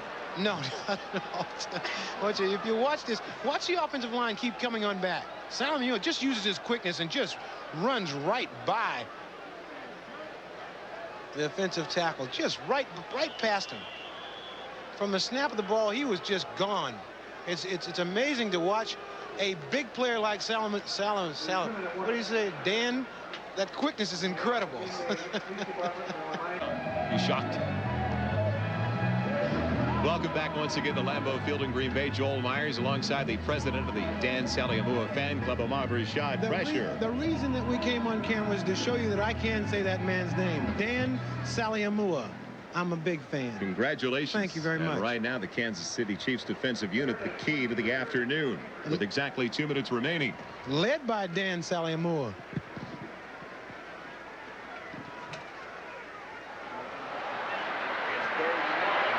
Flags up in the air. Flags in the air. On 3rd and long, Mikowski again feeling the heat. Offside, 58, defense, 5 yards, still 3rd down. Derek Thomas with a quick jump out of the blocks. So 3rd down all over again. Everybody trying to get in on the act, getting a piece of this quarterback. At this point in the game, they know that they got to pass, and it is a dangerous situation for a quarterback when he's facing people like Derek Thomas, Neil Smith, Dan Saliamua. I was waiting for you. That's right. That's right. Old Dan. Yellow has been a prominent color today, not just because the Packers have it in their uniform. Kansas City also 11 penalties. I tell you, this is an ugly game, and I guarantee you that Marty Schottenheimer is not going to watch it much. The dump off for Clarence Weathers. And it's across the 40 to the 41. Way short of the first down. They'll go for it on 4th down with the clock running, 1:45 left. So Green Bay gets ready to hit the road while Kansas City heads home. Packers next week are at Detroit. Over the middle, it's complete. Taken in by Weathers, and he's short of the first down. Once again, the receiver has got to run the pattern deep enough to get the first down. The onus is on the receiver to know where the first down markers are. And that's why you hear boos in the background, because he did not go beyond the midfield stripe where he needed to go for the first down marker. You must always know where you are on the field. I know that sounds weird, but what they mean when they say that is know where that first down marker is, so that if you make the catch and you get tackled right away, at least you got the first down. And Clarence Weathers, a veteran, knows that he should have run that a little bit deeper. Many feel that the Kansas City Chiefs are on the verge of moving into the upper echelon in the NFL. They've got the defensive unit. They've got the running attack with Christian Okoye as DeBerg takes a snap with 1:25 left. Also, Stephon Page paying the deep eye back. He so far, it might be another letter. If you look at the eye formation. And the maturity of a quarterback like Steve DeBerg in his 14th year out of San Jose State. It seems like they have those ingredients to challenge the Denver Broncos in the AFC Western Division, along with the Los Angeles Raiders too. Well, in talking about Carl Peterson there with the very dapper Carl Peterson standing next to Marty Schottenheimer, he says we're a few years away. We're still not where we want to be, but I guarantee you Carl Peterson has done a great job on this football team. He is one of the great general managers in the league. He's put together not only a great coaching staff, but also a great group of players. And being around these guys, you can feel them on the move. You can feel them feeling like they are a contending football team. And don't you like the way Carl Peterson, the president and general manager, compliments Marty Schottenheimer, the way Carl worked with Jim Mora with the Philadelphia Stars when they won those championships in the USFL. He is definitely a football man. He's the type of guy that knows what it takes to win and goes about trying to get players to just do that. And a very enjoyable guy. I enjoy all the time that I can spend around him because he's such a knowledgeable man in terms of football players and the game of football. They've got a class act going in Kansas City. Carl Peterson, Marty Schottenheimer, the entire staff, and most of that staff with Marty Schottenheimer. 7 of those coaches with the Cleveland Browns during Marty's 4+ seasons there. And if there's an owner that deserves to have a championship team, it is the owner of the Kansas City Chiefs. Lamar Hunt. A great sportsman, a man that just enjoys all sports. He's as big a fan as you can find.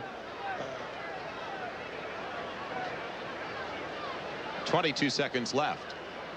One more snap. The Chiefs will head home with a 2-1 record, while the Pack will move back to their play in the black and blue division, taking on the Lions next week at the Silverdome. And that'll do it in Green Bay. So for the second season in a row, the Chiefs defensive unit holds the Packers an entire contest without a score, and that is saying something with Don Majkowski as your quarterback.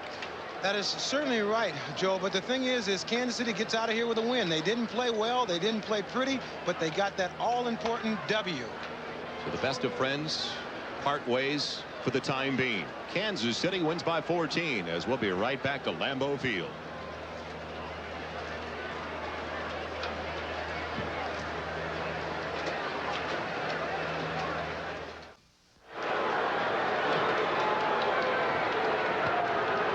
Welcome back. A brilliant day in the upper Midwest as the Green Bay Packers suffer another home loss, this time to the Kansas City Chiefs. I'm Joel Meyers alongside Ahmad Rashad. Well, the Chiefs coming in here knew that the Packers had 3 straight home games, but they completely nullified the offensive attack of Majkowski. I think the thing that Marty Schottenheimer was most concerned with was their ability to stop the run, because they had been running so badly against the Denver Broncos. They didn't really shut down the run, but what they did is what good football teams do, is they won the football game. I talked with Carl Peterson, the general manager, before the game, and we were talking about in this league, sometimes the most important thing is to just win. Forget about stats. Forget about what you think you got to do. You just got to go out and win. And I think it's a good sign that this team could rally and win the football game. And let's not forget, the big play today did not come from the Chiefs offensive unit, but it came from their defensive unit and their special teams. Good teams will find ways to win. It doesn't matter where it comes from. And this one came when Albert Lewis takes the inside rush here and just almost takes that ball right off the punter's foot. And it's picked up and ran in for a touchdown. And that really is the mark of a good football team. If you can't play, if you can't score offensively and you can't score defensively, it doesn't matter how you score, just as long as you get in the end zone. And the interceptions paid off, 2 in the second half. This was maybe a forced ball by Majkowski, trying to just force this ball in. But it certainly put the icing on the cake for the Kansas City Chiefs as Petrie takes it and runs it right into the end zone.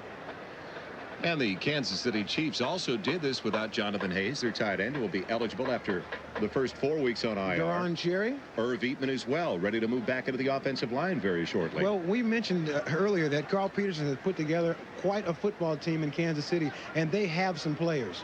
So the Kansas City Chiefs right now, really contenders when you think about it in the overall picture. In the AFC Western Division with the Denver Broncos, we saw those LA Raiders in week number 1. They are going to be tough too. Winning games like this, I can't say it enough times, that when you win a game like this, it really gives your entire team confidence to know that when you go out on the field, that you got a chance to win. And that's really the big deal. There are certain teams that when they take the field, it's like, oh, I don't know, what are we going to do today to win, or maybe we won't win. But Kansas City is quickly moving up towards that upper echelon in the National Football League. And let's not forget as well about the composure and the maturity of the quarterback who's guiding this team, Steve DeBerg. Well, a 17-3 final here at Lambeau Field in Green Bay. Let's take a look now at the other finals around the NFL and other games still going. The Giants shut down Miami's balanced attack that did not develop today at the Meadowlands. Minnesota is losing now late in the 4th by 3 to Chicago. Cincinnati bombing New England all day long at Riverfront. San Diego with a 10-point advantage at Cleveland over the Browns, with the opponents next week for the Kansas City Chiefs at Arrowhead. Washington defeats Dallas in the 4th quarter right now. They are up by 13 points. A couple of other scores. Houston behind the strong arm of Warren Moon leading Indianapolis by 14. And New Orleans pulling away now in the second half over the Phoenix Cardinals, who shocked the football world last week with an upset victory over the Philadelphia Eagles. And don't forget tonight, 2 world premiere movies. Camp Cucamonga.